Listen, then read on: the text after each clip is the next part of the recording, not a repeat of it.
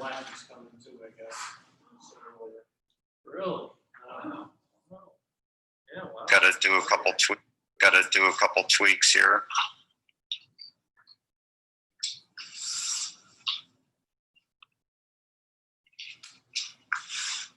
Black is coming too, I guess. Really? Yeah, wow.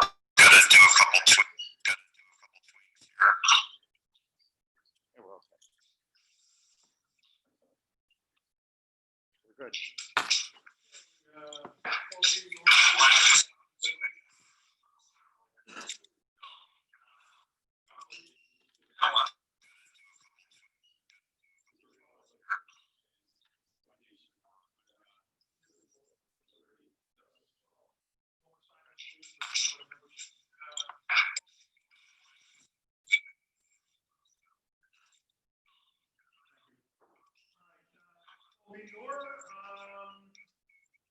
Welcome everybody. First off, anybody out there in camera land, apologies, we had a little bit of a technology snafu. Got us a little bit of a late start here.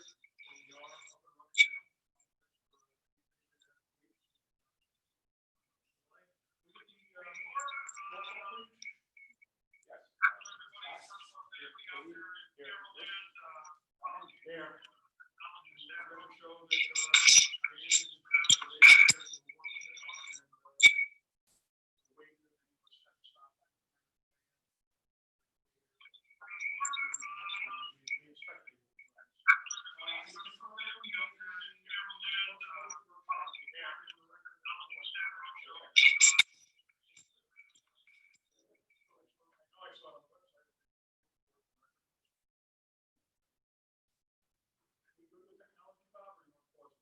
Yeah, just a second.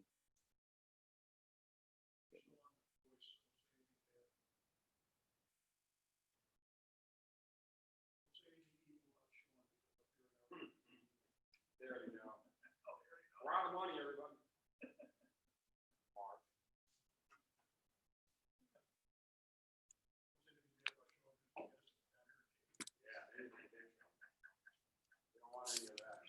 All right, we're back at it. Wow, budget presentation and discussion. First off, thank you to Sean and Bob for all the work you did leading into this. I know you fed us a lot of good information that we've got a chance to look at over the last few days and kind of get into. And quite honestly, I can't say that I completely understood it because there's a lot of good information there that bears out some explanation. So if you could take a moment and Sean and kind of explain what you've done here and how you put this together. Okay, well, you can see I provided you with this document, which provides you with budget information for the middle column for this current year, 2020, and then the proposed 2021. And I really didn't modify any of the dollar amounts because we are falling right in line, and we're actually under budget. If you shoot, I said that in front of the chiefs.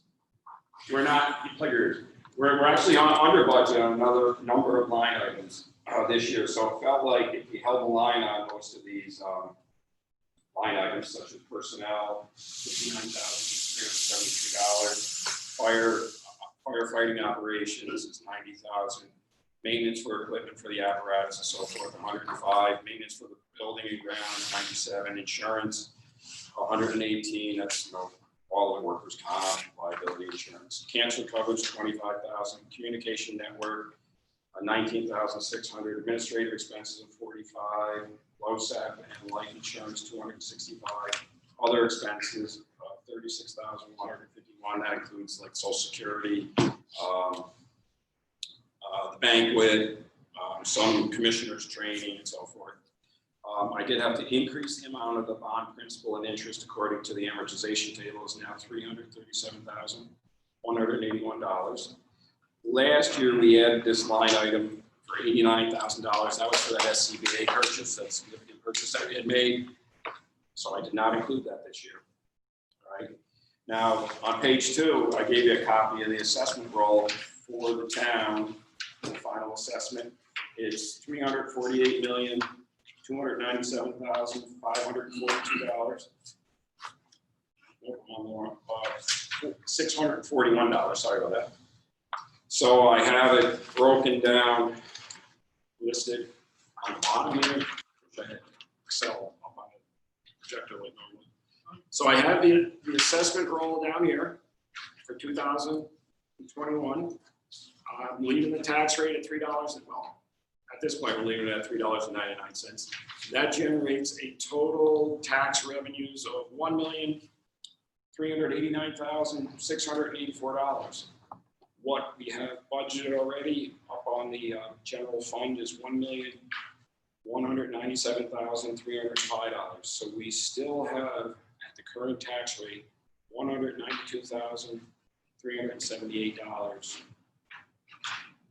of additional revenue that we have to earmark, which is probably going to go to capital reserve equipment and capital reserve building, because we have upgrades still for one, so we have to do, and then potentially an aerial down the road that we have to get to.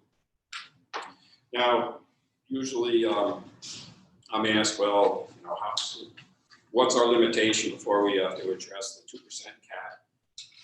So on page 3 of this document, this is a state form that I have to file every year with the controller's office.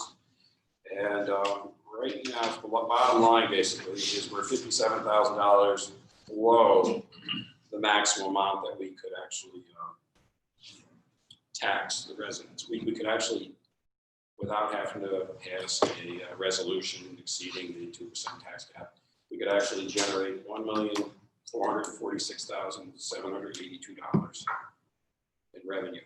And with that, we would have a tax rate up to $4.15. So it's just, I emailed you that out today, just so you had to have a food for thought in case we wanted to consider maybe raising the rate slightly. I know we had talked about that, maybe a couple pennies here and there as we go along, so we can help shore up our capital reserve, because we have those improvements that we got to do to WFD. And again, apparatus needs down the road. So that's where we're at.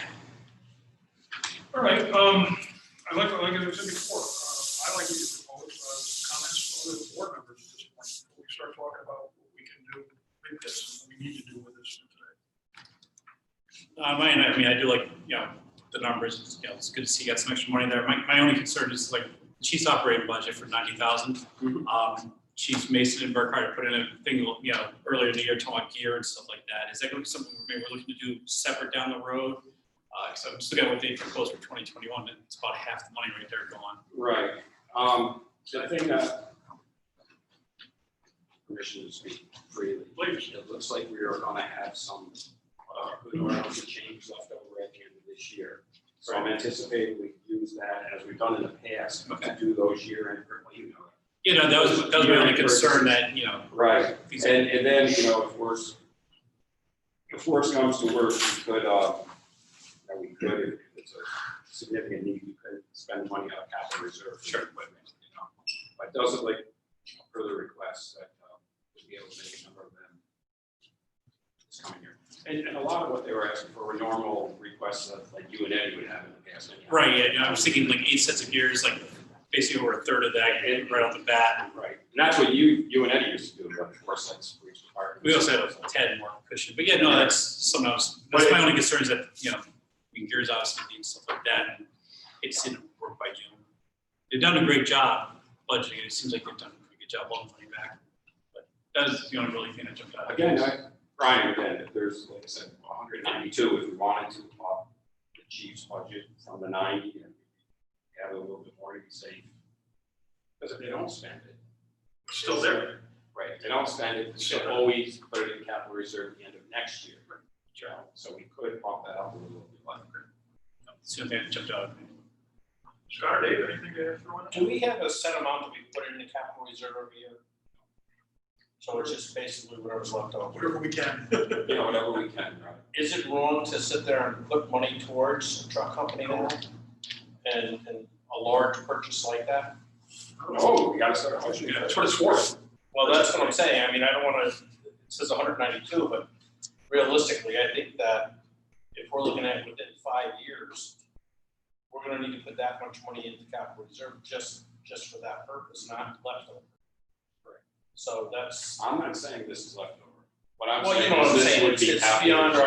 our expenses right now. This would be capital Don't forget, the reserve. 192 is gonna have, there's gonna be some kind of split, because it can't all go to apparatus, someone's gotta go to that building fund. Right. Right, well, that's what I'm saying, I think that I'd like to see a projection for, in 5 years, we're gonna have X number of dollars towards equipment, trucks. See, the problem with that, Dave, is each year then, there's different requests. So, like last year, we had that $89,000 request for the SCBA.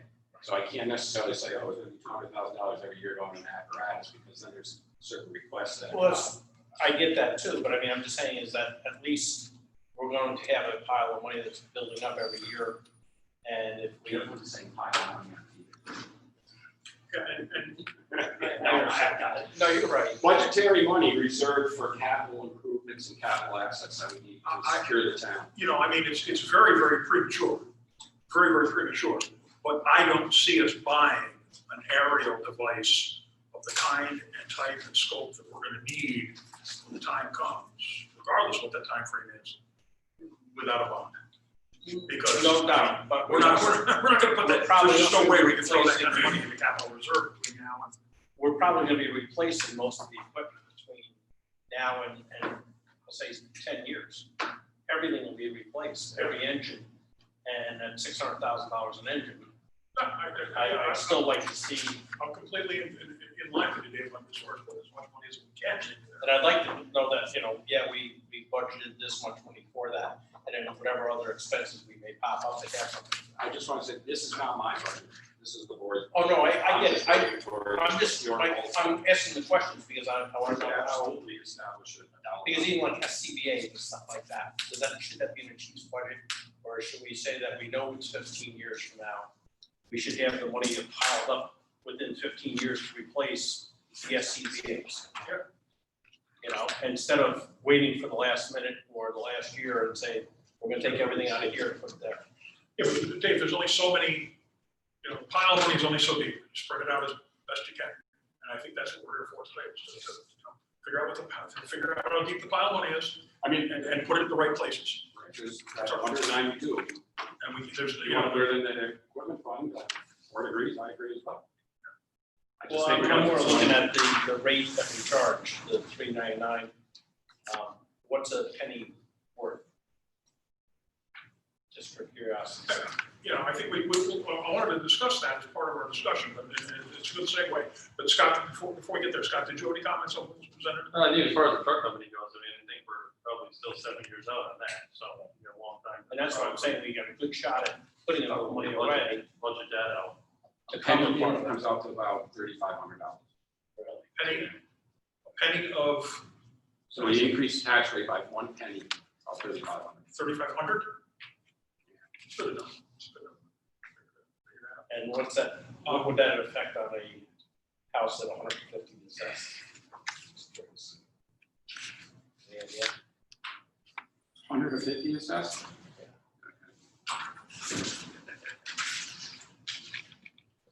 Random. Yeah, this kind of random, almost like that. Not really, What was the number you threw out there? 150. 60 bucks. $150,000 assessment. 8,000.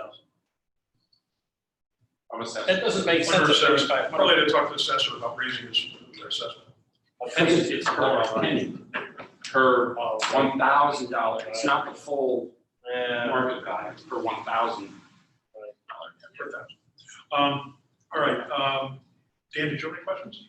Do you know? what they Well, are? I just walked in, so I don't wanna Well- have to rehash everything. Well, Sean went over, Dave, Sean, give us a rundown what we got here, we got about, correct me if I'm wrong, Sean, we got about $192,000 to allocate, between, either upping any of the proposed 2021s, capital reserve building, capital reserve equipment, or we have the option, and that's all with the tax rate remaining the same, or we have the option that was, we were discussing, starting to discuss, of coming up a little bit on the tax rate. I've never been opposed to coming up a little bit on the tax rate. You know, instead of painting our, this board has historically in the past had painted ourselves in the corners where we didn't raise the tax rate, didn't raise the tax rate, didn't raise the tax rate. And then one year we slammed ourselves in the head and said, oh my God, we got to raise the tax rate. We had to slam the tax rate. I'd rather see us creep up a little bit every year and stay with it rather than get So land-based. reading your email, right, Sean?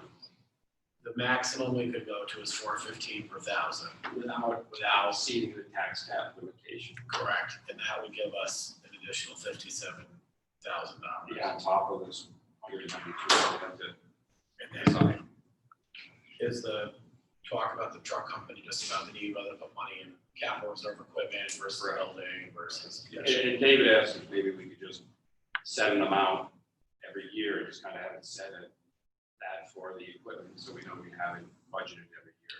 And it came from a discussion on whether or not we should, if you look at the last item there, the equipment purchase, 89,000 in 2020, 0 in 2021, that was the SEA one, which we don't have to replicate going into 2021. And Brian brought up the point of, do we have any big purchases out there lingering that the chiefs are going to want? Well, some of the stuff that was on there was a gear dryer or a clothes dryer and stuff like that, so there is some ticket items. Well, a hose dryer's not that expensive, but we got the hose dryer, we've got a lot of new hoses we gotta buy, and there's some gear we gotta buy. And those are the three big ticket items that I know of. Well, like I said, my question is that the chief's budget should be basically based on items that you're going to replace, gloves and slow ticket items and not $10,000 items. I think you'd almost could budget for the big ticket They items. factor in their storm vision cameras and that kind of stuff. Historically, the big items are included in there as well. And historically, this budget used to be more detailed. We have subcategories underneath that. Or actually, it was Jimmy and Danny and I just figured it easier to do it this way. So there is like a line item under firefighting operations for SCBA, for hose, That's what for I'm kind of looking radio. for. So there is subcategories, and I usually break that out based upon past track records now. Like we used to do that, but then this meeting became very cumbersome because it was like a 3-page budget, you Okay, know? So we do. that's what I was kind of looking for, because it didn't look. Yeah, usually, yeah, what you used to deal with when you were the Right. chief. Yes. Right. The one thing as far as the tax rate, and we have, I don't disagree with Rich, that we used to hold the line, but we have increased the tax rate over the last several years. But I think this is a year unlike no other. We need to be cognizant of the fact that there's a lot of taxpayers out there hurting that have lost their jobs, that are, a little bit harder to pay their property tax bill and their utility bill. And so I just think we need to keep that in mind and spend their money wisely. Rich, I know you know this, but there was the point of the tax rate at a certain point being held is the consolidation was to decrease the tax rate. And we did that. Stabilize was never, I don't think it was ever advertised as decrease, it was advertised as stabilized. Well, it was It also, was decreased. It was only one part of the town, but. yeah, partial decrease in part of that, yeah. But anyhow, and then we were just trying to show our due diligence because we had to go through all that paperwork to be qualified or rated for bonding and so forth. So we were, trying to show fiscal soundness and conservatism. And I think we've done that And we did do that, and it paid successfully. dividends to the taxpayers because the rate was held for a number of years. But you're right, it was maybe a little short-sighted in terms of some of that apparatus. Maybe we should have inched it up a penny or two here and there. And fire trucks aren't cheap anymore, as we found out, so eye-openingly. And we're looking at the last purchase for a major piece of equipment is 15 years ago. So it's not like we're So where do we go from we're here? going to be coming up to it. I'd like some input from the chiefs as far as, what they've proposed for next year. Does that fit in that 90,000 envelope or comfortably or tight? I think it'll get a little tight towards the end, like right now, we held off intentionally on some of our big purchases. I know I have one big purchase, I think Chief Mason has one big purchase that he has coming in here, but we've been intentionally trying to hold off to make sure that, you know, we didn't have an emergency occur in the middle of the year that we may have had to spend our budget out. I think also some of the decrease in costs this year is rather artificial given COVID. Because, you know, we weren't out there actively drilling all year like we were. So you drill and equipment gets break and equipment gets broken, equipment gets worn out. We discover something that's worn out or broken. And although we do our weekly inspections on all the rigs, we just don't see everything and catch everything. Where I think if we were actively drilling every week, we might have. So I think some of the lack of spending this year is a little artificial due to COVID. But there are, in the 2020 budgets, there are costs in there that we're not facing as much this year. We don't have the utility costs for the old DFD property. We don't have the maintenance costs for the DFD property. We don't have the insurance coverage on the DFD property.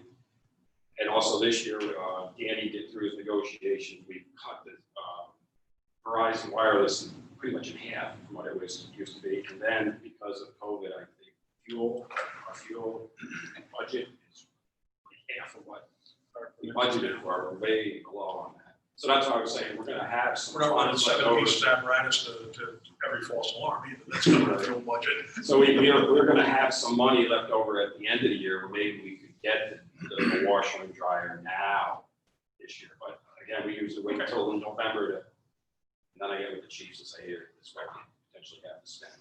Well, you know, I'm comfortable going up a few pennies on the rate. I don't want to see us going over the spending cap, certainly. I don't know that we need to go all the way to the spending cap. But you're right. Somewhere in between, I'm comfortable with. I think that gives us just a little bit more to put away into.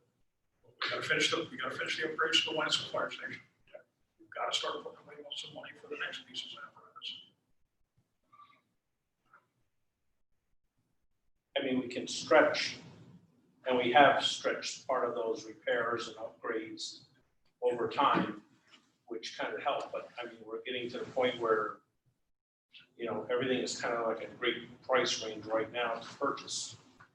So with apparatus and how we save money on that and different things, so. Our job is to be fiduciary responsible. I think we can do that. I would be comfortable with proposing 192, that 10 of it go to firefighting operations equipment support. Right off the top, takes it down to, it takes that to 100,000, right? Leaves us 182. And I don't know how that should be broke out. My gut tells me 150 and 32. 150 in the apparatus, 32 in the building, but you better than I can give us. I lost track of your first part. 10,000 into the firefighting operations equipment support. Okay, so increase that from Because 9. that takes that from 90 to 100. Okay. That leaves 182. Yep. Of the 182, 150 to apparatus, all right, or equipment, capital reserve, and 32 to building upgrades, or building capital reserve. Bob, is the 32 going to be enough to cover what we've got projected for the next couple phases in WFD upgrades? I mean, I think based on what they're talking about doing an upgrade to the restrooms, it probably would for that.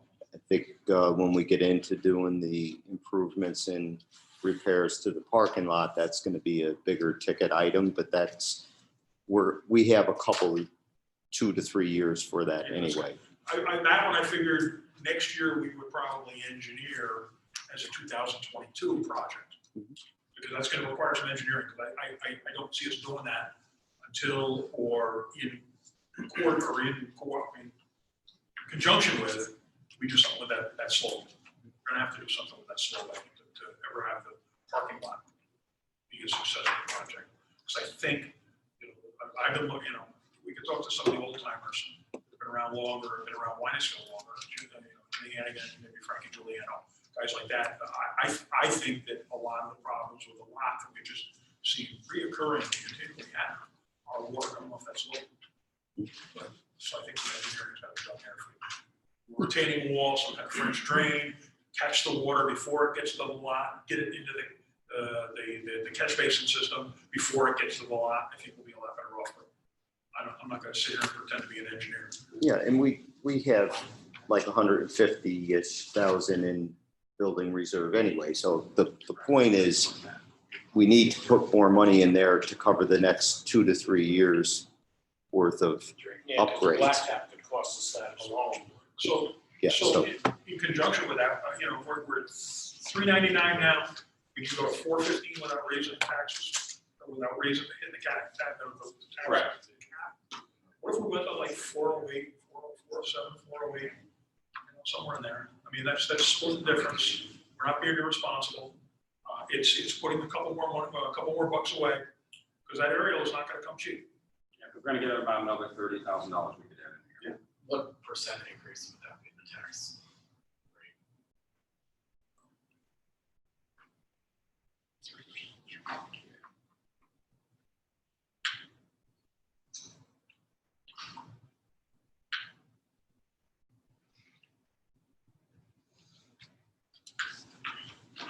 That's a 2.25% rate increase.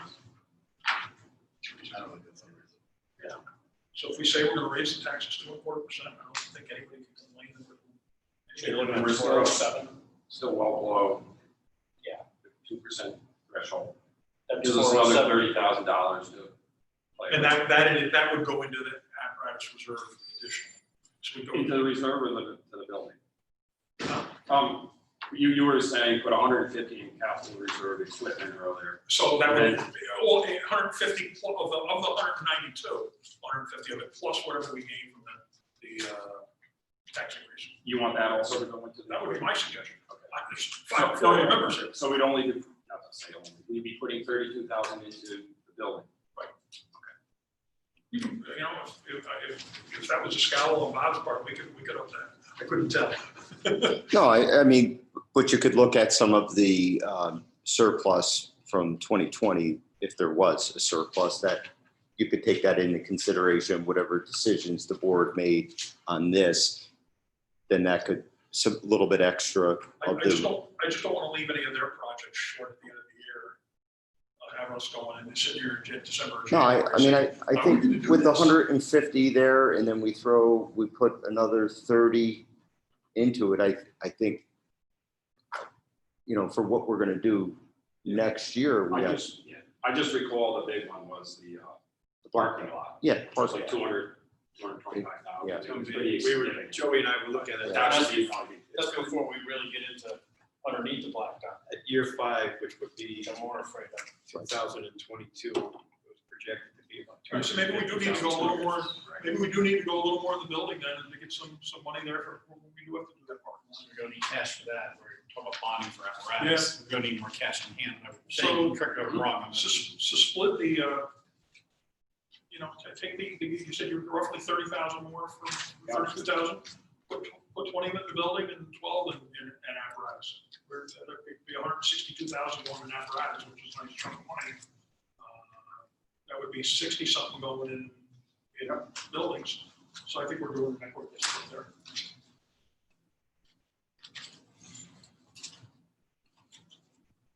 There's a few things, when we get into the regular meeting on stuff that we need to probably look at this year, early next year for the station tree removal and stuff like that. Which may be just a normal maintenance, but it's quite a bit of it. So now with the rod around the bottom of the shed too. Yeah, the shed The sheds. repairs and stuff like that. You guys address the shed at all? The one shed's in rough shape. It's all rotting down. The only thing I question on that is that whose shed that is. That big shed might be firehouses, fire departments. One was the companies, one was the districts. So the gas The shed. fire district is the one, Yeah, the fire district owns the shed with the fuel tank. in it. Right, that one needs to be revamped. But if both sheds are being used for district purposes, then we should pick up the cost of it. What happens? Again, I don't know what's in the is sheds. This is part of the parking lot problem, again, because when they fill a truck and the water runs off, it goes right underneath that big shed and it's rotting the floor out of it. So I think that we probably address that whole side with the trees, because the trees are literally 60, 70 foot. And they're hanging over the parking lots now, and below on the ambulance side too. I believe I also was part of that proposal with the upgrade, wasn't it, to replace that, and I think consolidate the fuel shed and that other shed. Into one shed. Yeah. So is that, I'm still Yeah, that too was sidetracked. district. No, why don't we, let's get back on the budget and talk about the shed, and we're gonna find something after, so what's your proposal? Let's just recap that. I think Sean's got it, he had it all on the computer, I was waiting for him to finish typing. So if we raise the rate to $4.08 per thousand, the total amount of tax revenue we will generate is $1,421,030. We modified capital reserves now going to be a total of $211,704. Of that, $164,852 will go to capital reserve equipment, and $46,852 will go to capital reserve building. And I'll email this out to you as good as we. And we upped the, Firefighter operations equipment and support to $100,000. Yes, sorry. I like it. So is there any action really needed tonight? We do take action in the regular monthly meeting. I have a note here that we got to adopt the proposed budget. Okay, and then we have to schedule the budget hearing on October 20th for the budget. We don't need to take action if this is not This proposed right. budget. And again, the proposed budget is proposed, we can still amend that. Any other questions on the budget then? Nope. All right, Dan, what was your question about, about adopting the proposed budget? so this workshop, do we need to It's formally make that our proposed budget? the meeting will do it, but you have to have it by September 28th. Right, okay. And I know we're gonna adopt the proposed budget, but I didn't know if we needed to this is the. Yeah, we do that in the monthly meeting. Okay. Yes, we get adjourned. I make a motion to be adjourned. Second? All those in favor?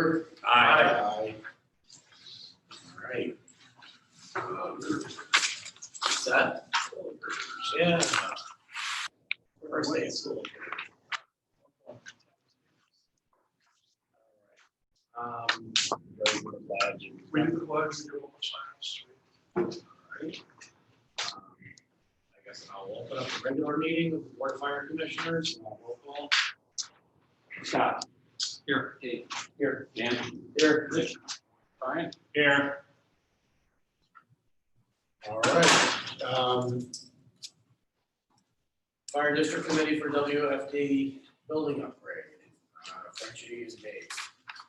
I talked with Joey, they're still waiting to get together, come up with a plan, meet up with everybody. The bathrooms is one of the topics. I did have a little informal talk with Joey over the trees and the sheds and stuff like that. Wednesday, I'm meeting up with the people who seal the driveway and do the striping. We'll finish that project up, get the areas that were missed and get the striping corrected. Do you want it for the trees? The trees are, Do you want to just have a guy come out and give you a price? I would say something, I've used Anjo Tree Service at my house and they've been great. I think you're probably gonna wanna bid it because there's gonna be enough of it. You can also talk to, I'll get your name. Actually, the Legion, those trees. Yeah. Well, I would suggest you just get some prices and then bring it back for next month. I mean, if it's work that's gotta be done, it's gotta be. All right, I'll work on that. Anybody's got any suggestions, just email me their contacts for it, but the trees are just getting so big that sooner or later it's gonna land on something. There's a lot of debris around in the parking lot areas now.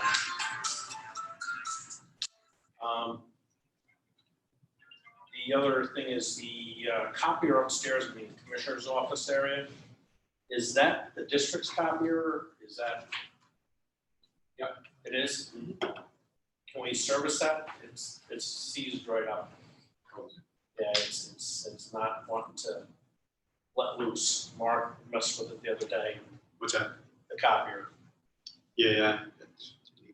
It's probably been a while. I don't know I don't think it's been serviced since we picked it up. We didn't have a service in time. We did a few years ago. Not a problem. We didn't do anything from the time we picked it up, Shawnee, out to the old station. We had somebody come in. Yeah. But yeah, we can do that. There's one other thing that we have that I know Adam was gonna look at or whatever, but I think we probably ought to take care of before the snow flies, is the middle chimney coming out of the engine room. The plate is pulled away and we have a bird's nest living inside the wall, plus some bees maybe. The covers come off the front of the brick and it's kind of hanging there, so there's different things on that. I'm not sure if we have to do that or if there's something we can do at ourselves without messing up too much. The lower lot, I know Bob did you talk to the ambulance people? I did not. Okay. The lower lot didn't get sealed. And I was a part of the quote. No, I never knew it was supposed to be part of a quote. I don't know.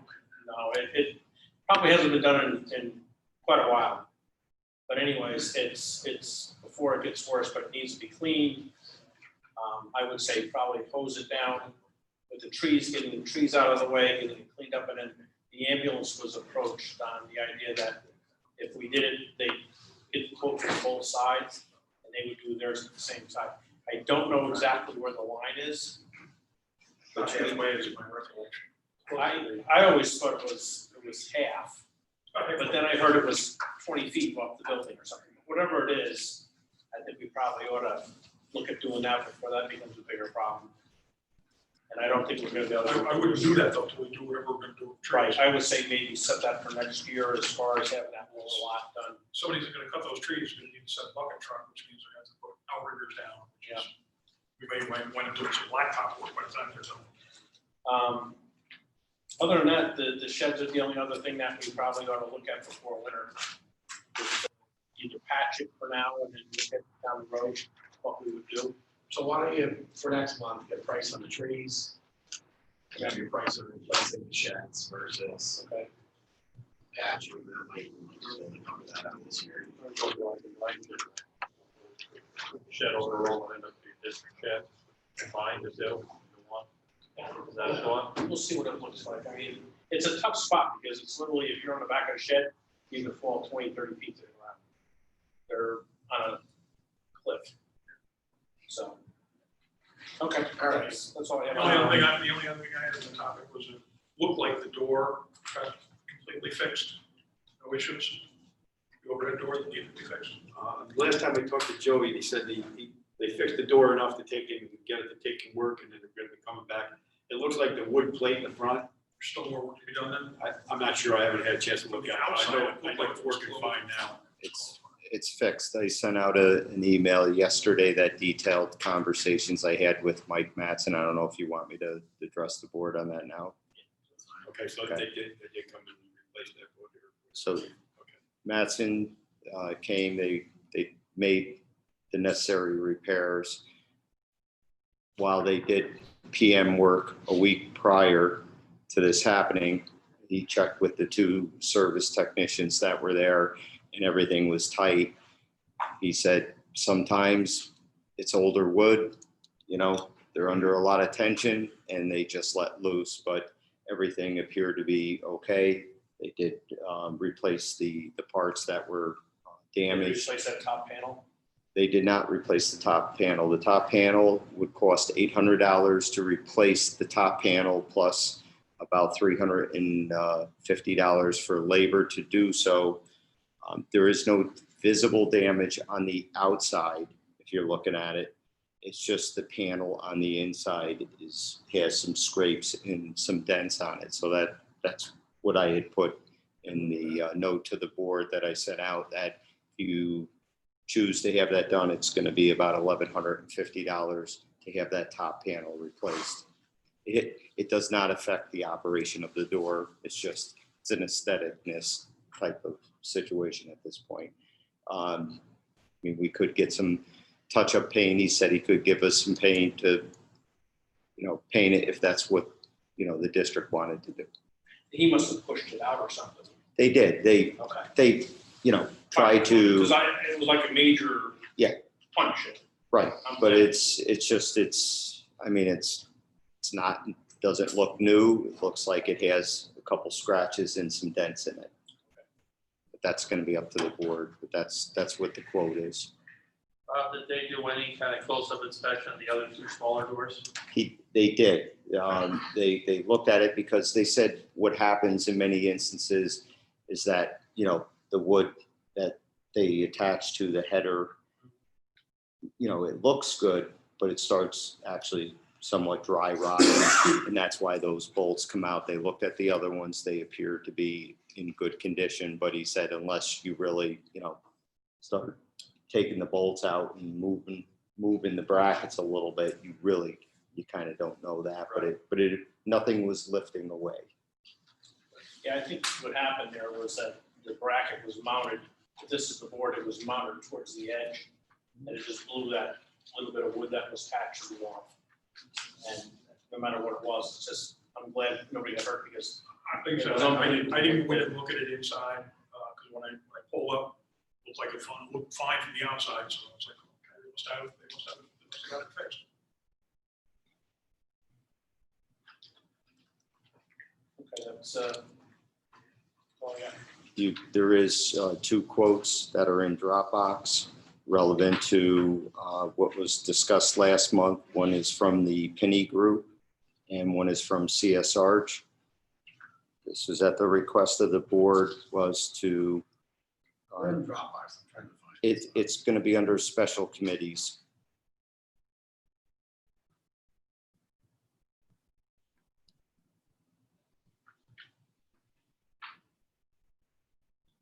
Should be under committees. It's not there. Just trying to find that folder. Okay, it should be on the bottom, I think. I'm not sure how it. Budget meeting. Well, keep going, I don't know. Hold Okay. on, keep looking here. We requested a proposal from Penny Group, and that's who Ed Anker is affiliated with now, and CS Arch to give us a proposal for kind of having another meeting with NGFD staff and the facilities committee from Wyantskill that would review the current and future facility priorities. Have a design meeting to develop the next phase of what Wyantskill is looking to do with the restrooms, would update the 5-year plan spreadsheet, and also at that point pretty much align what the estimates are for the next few years of some of these projects, like what you just talked about, the replacing the blacktop. So we can find out, is the estimate that's in there in the 5-year plan now, is it close to being accurate? Is it way off? And I think that's going to be useful and helpful to the board moving forward. So from CS Arch, we received their proposal. And that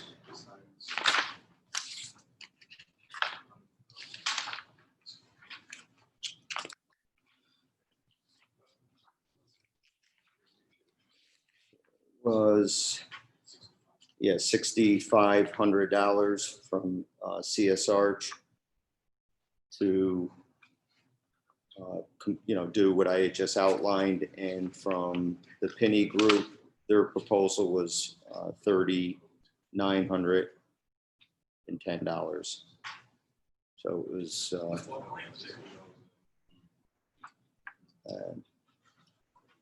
I feel confident that the Penny Group, because, Mr. Anker is very familiar with the projects. He was involved in many of the projects. CS Arch has done an outstanding job for the district and the 2 departments as well. But they were given the same scope of work. I know that can be somewhat arbitrary when you're talking about, this meeting and that meeting. So, I can't say as though how much was factored in on each company to meet, but they both met the scope of work. I have a problem making a recommendation, we go with any in favor. I'm gonna go with the building. Part of me feels like CSR stuck with us through all these years, you know, all the way back to the 90s. But, you know, we have to spend taxpayers' money wisely.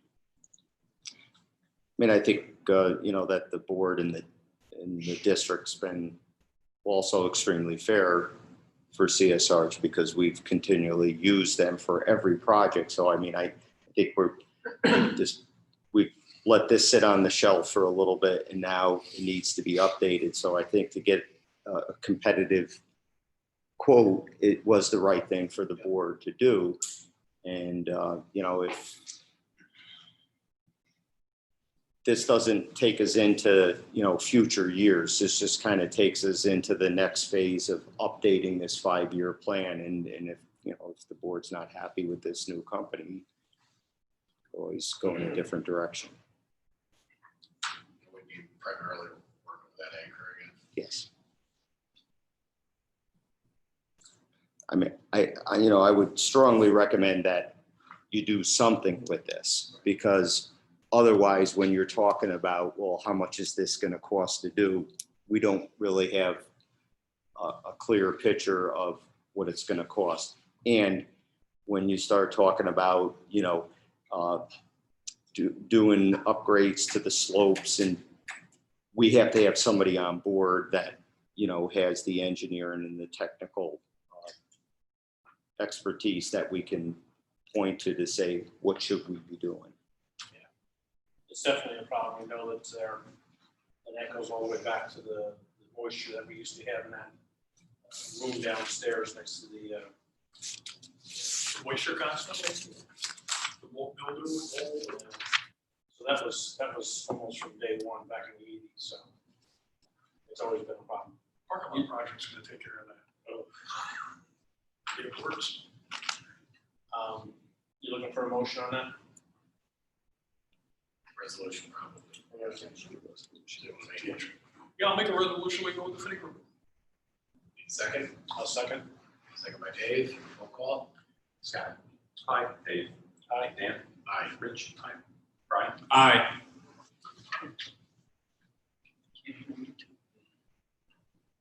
Wish to be heard.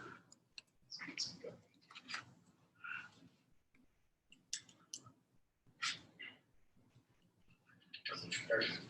All right. DFD President's Report. Actually, we're at DFD, so we'll go line go first. I got 3 new members to turn in. Fourth one coming, but I didn't get his background check in time to be able to get it in tonight, so I think he's in the Bob. Trees. I talked to Joe Bott. Joe Bott is going to come up with a bucket truck and the guys from the town and take care of whatever trees we want cut down. Is what he told me because they normally do it. They come back every couple of years and whatever trees are there, they take out, they chip them, and they're done and over with. So I don't know. I'll meet up with them I want to review it with him because some of the trees are bigger than his bucket truck. He says he's done it every year, so that's up to you guys. If you want to spend money to have it done, spend money, but He's gonna do it for free. It's not- exactly. Thank you. They cut down trees all the time, so I think maybe they can, but I don't know, but I'll He did get a offer- hold of Joe and then I'll talk to Joe, see what, because I guess the town leases the bucket truck from him, so blah, blah, blah, blah, blah, they can come up and cut the trees down. cool. So, also another thing that was brought to my attention, down by our sign, the block walls falling down from the snowplow hitting it many of times. If you drive up the road, you can see a heavy bow to it. If you come down the road, you can see a heavy bow. It's only a matter of time till it just topples over, especially if the water and ice gets behind it this year. It's probably gonna freeze and push it over. And I think we're gonna have a bigger problem on our hands. Is that the one with 2 flagpoles on it you're talking about? Yeah. Trying to visualize it again. Right where our line is still signing. I can visualize it. And I did look at it today because Mr. Hannigan had brought it up to me, so I looked at it today when I left the firehouse, and the first couple blocks are definitely torn out, which I don't really think you're gonna be able to do much with that because the snowplow hooks it every time. But as you look down it, you can see it, and I got out, you could stick your hand down behind it and push the mulch down, and I just think if any sort of snow sits there and then it melts and goes behind it and freezes again, it's gonna Freeze thaw cycle. exactly, and it's gonna topple over and then now hopefully the snowplow comes by and pushes it back. Do we know, did that work with stonework originally? Yeah. John Hanlon and a bunch of us got a pickup truck and picked up a bunch of stone and just started putting it in. Professionally done, huh? It started off. Hey, it lasted all these years. It started off that we're gonna go 2 rows high, and it's probably what, 10? Yeah, it's up there, but now it's, I mean, I don't know if it can be. I think it's something that we probably, when we do the parking lot for sure, is something we should address at that time. Yeah, but we need to do something to shore it up, make sure. I think we gotta look at it for sure. Yeah, I For think a lot, and stuff, you could flood this winter. I mean, I think it's something that maybe, I don't know, if Bob can just get somebody out there to look at it. I mean, you could dig the mulch back and it might not be an air gap from that point forward, you know what I mean? I'm not You an have architect or suggestions, anything Bob? like that. Well, I mean, we'd have to get a landscaper that does hardscape. You know, you're not gonna just get somebody who throws mulch down because of the brick, so we. I Is mean, I that can, glued together or is it just set together? I don't remember, I think we just I flopped think, them I think down. it was just set together.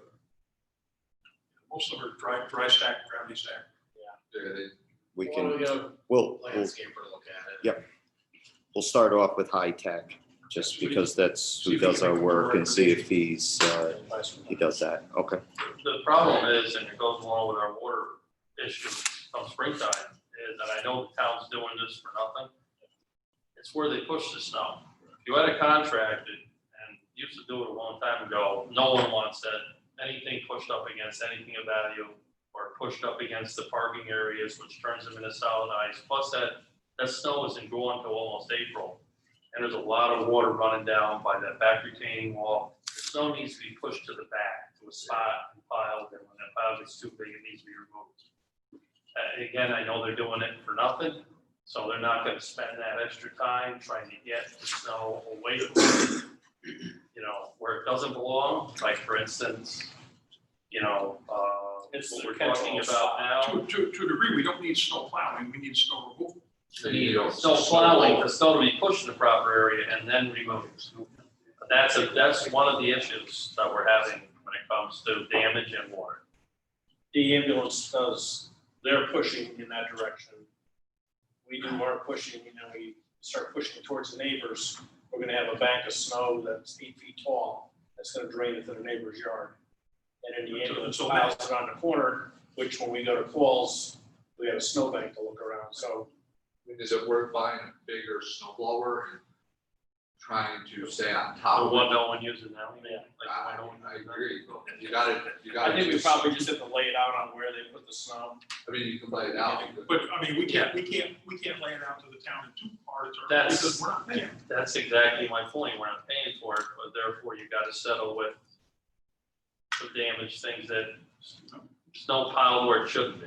I remember down the old station, people complaining about where Larry pushed the snow, it's like, it was free, don't complain. I mean, I definitely get it, it's just, the snow gets so high sometimes you can't even pull into the parking spots. We used to go down with our own trucks and plow and try to get it neatened up, which we were told after a while we couldn't do that anymore because there was no real insurance on us doing that.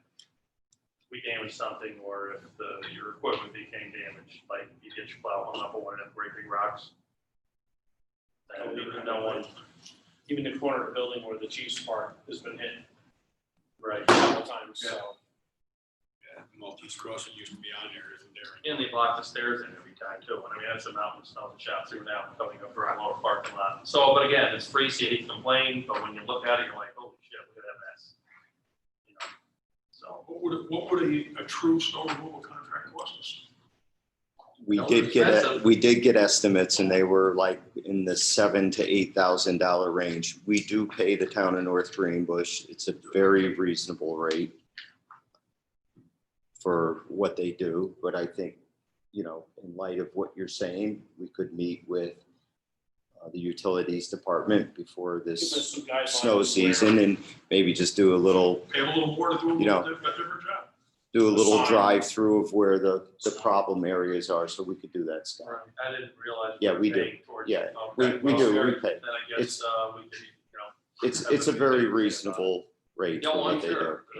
usually it's key tank over the town, like Yep. Mars, wine and still, Yep. so. Not beating up on the snowplow guys, they're told to get So in there we'll- and get out, you know. But I think we can meet with them. All right. Anything else? The DFD president's report. We don't have, excuse me, we don't have any new members or building use requests. DFD would like to thank the recent seal coating and allowing us to change the parking pattern up on the north end of the building. It's greatly improved our parking. Seems like the guys actually know how to angle park. So, I'd like to note that starting this Wednesday through next Friday, I'll be totally out of service. And then I'll be in limited service 30 or more days after that in recovery. I have to have some surgery. In that meantime, Chief Burkhardt and Vice President Eric Denning will be available to answer any questions and handle anything. And be more than happy to discuss what's going on in executive session at the end of the meeting, more details of what's going on. Okay, End of my report. Thank you, PJ. Approval of prior month's minutes. I was not at the meeting, but is there any additions, corrections, or deletions? Good with it. All right. Entertained a motion to approve the minutes. Second, Brian, second by Rich. All those in favor? Aye. Motion carries. Treasurer's report, Sean. I'm gonna send the bank reconciliations around to the sign like we used to.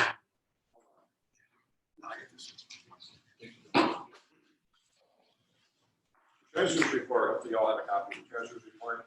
The checking account has a reconciled balance as of August 31st, $29,106.36. Earning 37 cents worth of interest year to date, $377.54 worth of interest on the checking account. The bond account, which we're gonna be closing. Terry, do we have to make a formal declaration or resolution to close out the bond checking account? Or can I just go ahead and do that because you spent all the money from that? That's a great question, Sean. Well, anyhow, the bond fund has a reconciled balance of 4 cents. You have to have a special account, so I think you can just do it with a resolution. I don't think there's anything else required. Just, you've got the bond account where you're paying off the bond, that's a different account. Right, we zeroed out the bond. Yeah, I think that's basically just the fungible disbursement account for the, you're okay with that, okay, yeah. I would just make a resolution to close that account out. Okay. So when we approve the treasurer's report, we'll include in that resolution authorization for the treasurer to close out the bond fund account because we spent all the money out of that account. All right, so the bond fund has a reconciled balance of 4 cents.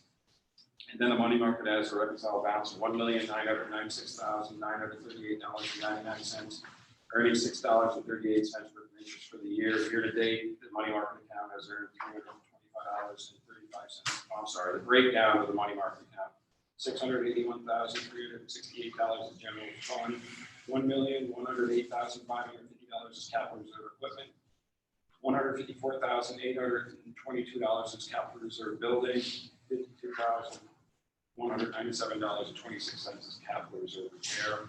And then basically the documents attached to this report are the backup for the bank reconciliation and any disbursements made out of the general fund checking account.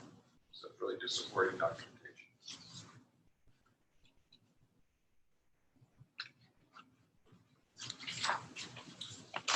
Questions for Sean? Entertain a resolution to approve or accept the treasurer's report and to close out the, say, the bond Fund checking account. fund checking account. All right, Rich, need a second, Scott? Roll call. Scott. Aye. Dave. Aye. Dan. Aye. Rich. Brian. Aye. Thank you, Sean. Approval of the prior month's invoices. So this month we have a total of $134,699.47, excuse me, out of payments. But in that, it was $94,809.38 for interest on the station that was paid on September 1st already. So really, we have about $40,000 worth of actual normal expenditures for this month, and we have about $9,000 for the seal coating. Any questions? Entertain a resolution to approve the invoices as presented. Brian, second. I'll second it. Roll call. Brian. Aye. Rich. Dan. Aye. Dave. Aye. Scott. Aye. Right, resolution carries. Correspondence. Bob. Yes, received KeyBank FDIC insurance assets ending 7/31/2020. Received the AFD Fire District Affairs bulletin for August, September.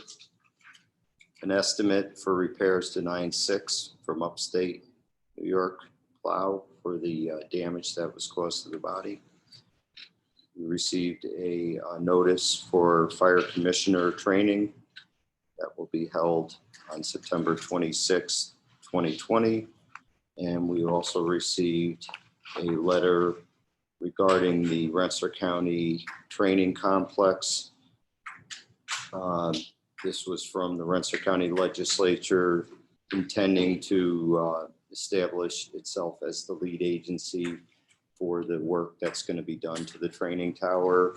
Just sending it out, requesting, I guess, approval, not approval, but consent by the board, or if you object. And Terry looked at this, correct, Terry? Yeah, you should consent to it. Let them obviously take the lead. This is all kind of mumbo jumbo stuff that we need to deal with building the firehouse. So we will, if that's what the board chooses to do, there is a consent form at the back of this that will have to get filled out, and then we send it back to the legislature. And that was it on receipt. All right. Any questions on the correspondence received? Sent, Bob. Nothing. Nothing. All right.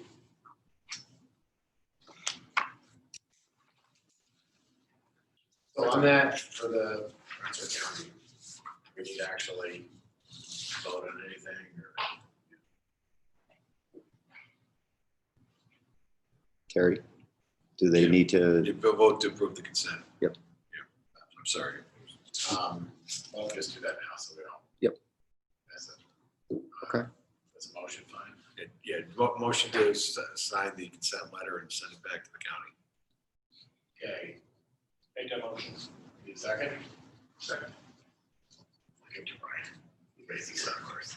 Whatever. All those in favor? Aye. All right.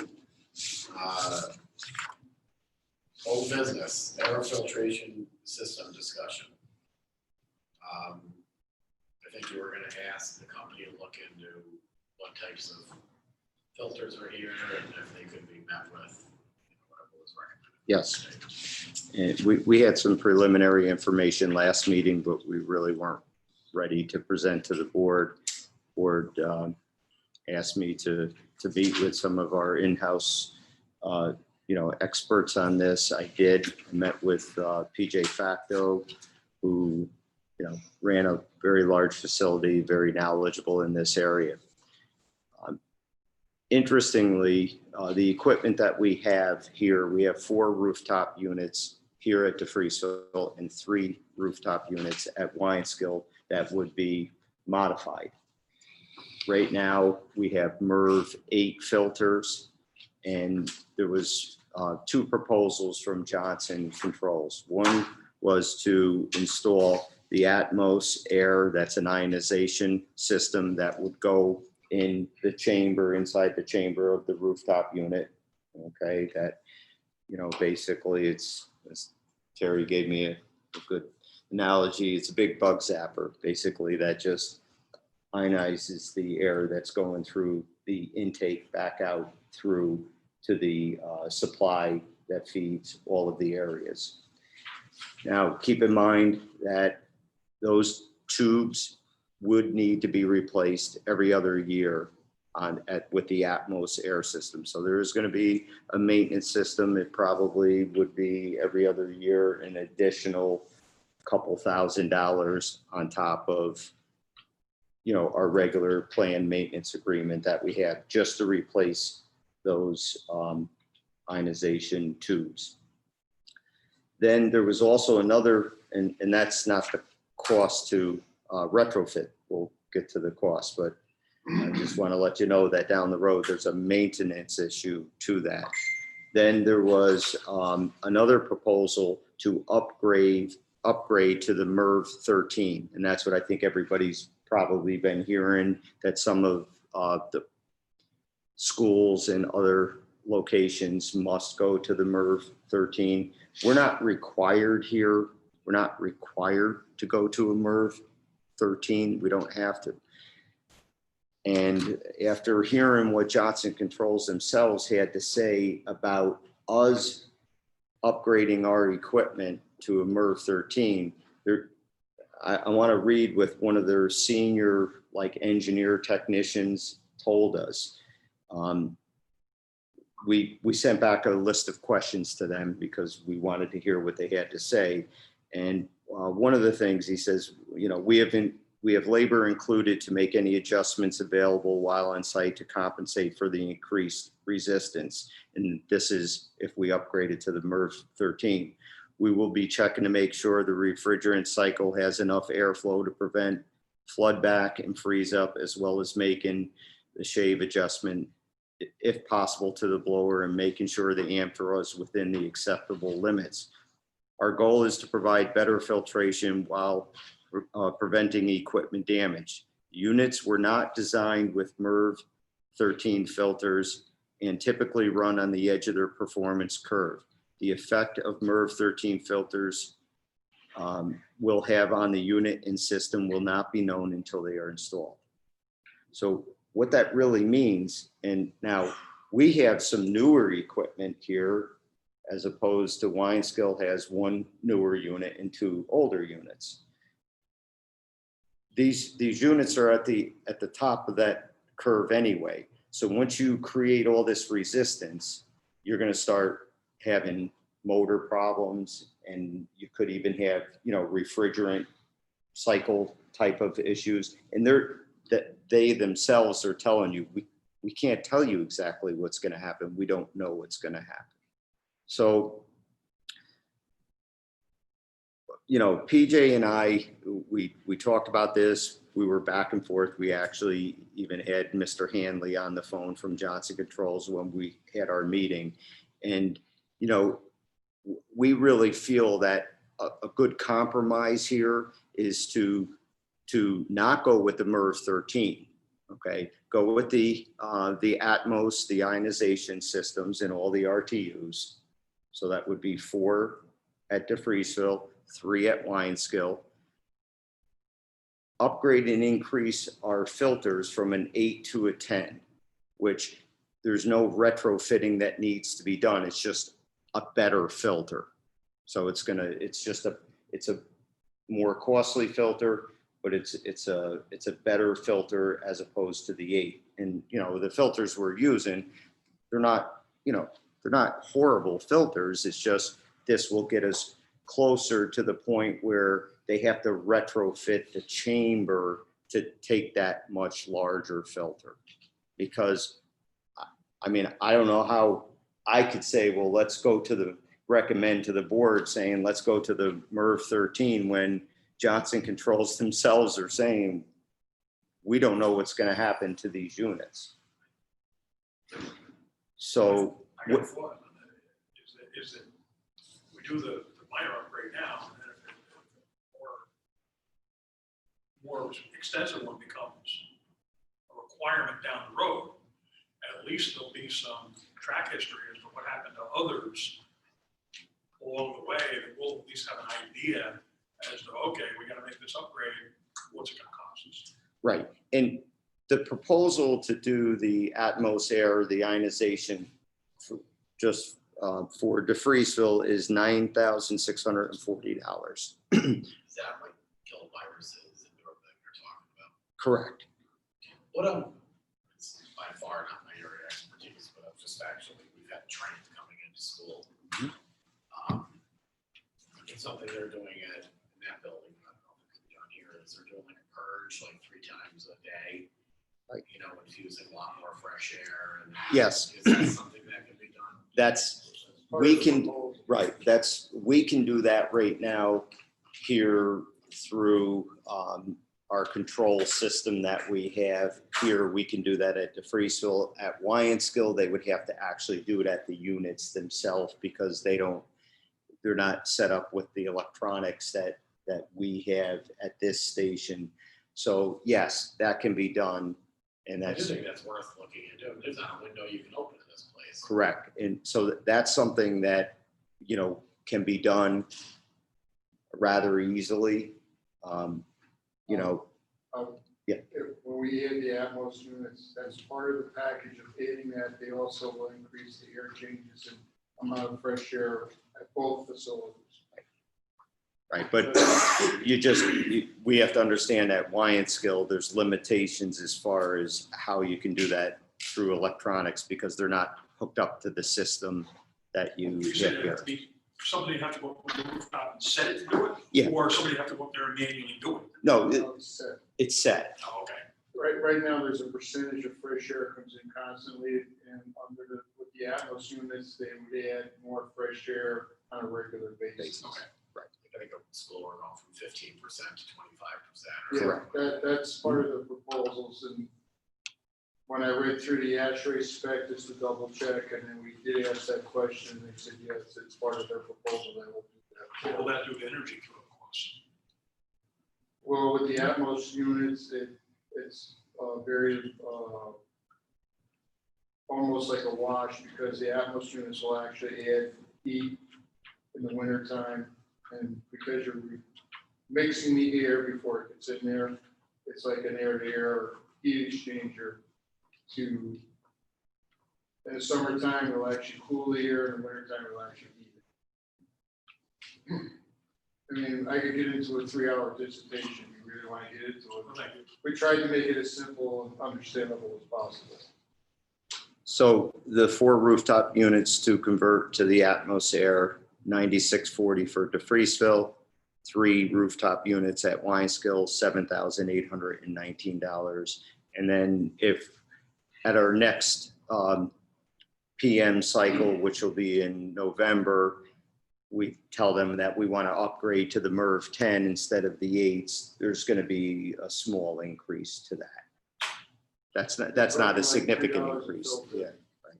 It's a minimal upgrade, because all we do is slide the old ones out, put the new ones in, where 13s, you gotta modify the units, which is gonna cost you a lot more. Yeah, and that's like about, $2,500 each station, a little bit more here because we have 4. Could cover under the COVID federal money. I don't know. I mean, that could be something we could certainly, It might yeah. be worth looking I would think, we're upgrading the building to allow members back in so we can perform our functions more efficiently and more effectively and to the way that they're designed to be done. Whether or not that flies in the long term, Well, we could certainly add it to the other list of expenses, right, Sean? Sure. I mean, we could try. Yeah. Either way, I think it's Yeah. pretty well spent, but we're gonna keep the safety of our members in mind. I just think to go to the MERV 13, unless you're putting completely new rooftop units in there or you're changing out the motors and the refrigerant. What kind of lifespan do we have on those units? Assuming that Wyantskill is the older generation, how long do you think they're going to last? Well, I mean, I think we're one of Wyantskill's, we're nearing the end of life, but we did change the heat exchanger on both of the older units, and Johnson Control actually said, they're doing fine. You change, you put a couple $1,000s in a heat exchanger in them, and they're designed to change components and not Correct. crane and lift the whole thing off and put a new one down. Exactly, and that's why, now that we're on a pretty good maintenance schedule, yeah, you're seeing those bills, you're paying 2,000 here, 600 here, 7, but you're not seeing 12,000 for a new rooftop because we're trying to stay on top of the units and their It needs. sounds like the best path to go to me, especially with getting guys back inside for meetings. If you put new heat exchangers in the YSP units, you're looking at 15 years minimum life out of them. Yeah. As long as the outside frames are good. Here, you're looking at 20 to 25 years. The heating side is what causes the more wear and tear on the unit. I just want to make sure we weren't. But I think it's, I mean, it's pricey to put those, the Atmos air in there, but That's not really. But I'm just saying, it's a couple $1,000s a unit. I've had this discussion with PJ. I've had this discussion with a couple of other people, on both sides of town, both stations, about, the sooner we can return to more of a normalcy, the better off both organizations and the district are gonna be. This is one of the prices we have to pay to make that happen. I think it's one of the prices we need, it's a price of doing business. And, just like, restaurants and bars and hotels and motels and beauty parlors and barbers, everybody out there has had some expense that they've had to incur to return to some kind of normalcy. How soon could they do this? I don't know that. I would have to, So that's check. part of my questions too, as far as with wintertime coming here, we're not gonna be able to have our meetings in the engine room. Right. And. We're outside, we've been doing ours out in the pavilion. That's not. We've had the discussion with the auxiliary with less than 10, distance apart and wearing their mask the whole day. We're gonna do the October meeting out in the park or out in the pavilion. It's gonna get a little chilly, I'm sure. So, we're all in agreement that we want to go over this, so that's why we take action on this, entertain a resolution of. So resolved. We go ahead with what do they call that? The Atmos air systems. I want to call it Atwood, but Atmos systems. Yep. All right, For made both motion stations? by- Resolution made by Rich, need a second? Scott, roll call. Scott. Aye. Dave. Aye. And. Aye. Aye. Brian. Aye. On this note, Bob, I don't know when you and I spoke about this, if it was before or after the last meeting, it's kind of falls under whole business about voting. Yep, I sent a notice out yesterday to the whole board about that. Okay. Talk about that in whole business. You could right now. I mean, I could tell you what my conversations were. Yeah, okay, yeah. Yep. And this was sent out in the facility repairs and updates that I sent yesterday to everybody. That I had conversations with Chairman Garrett, Janice Kerwin from the town of North Greenbush regarding this year's elections in November. Of course, elections are going to proceed as planned and with 3 voting districts out of DeFreeseville. So we're not getting an extra one. It's going to be the same 3 that we started with.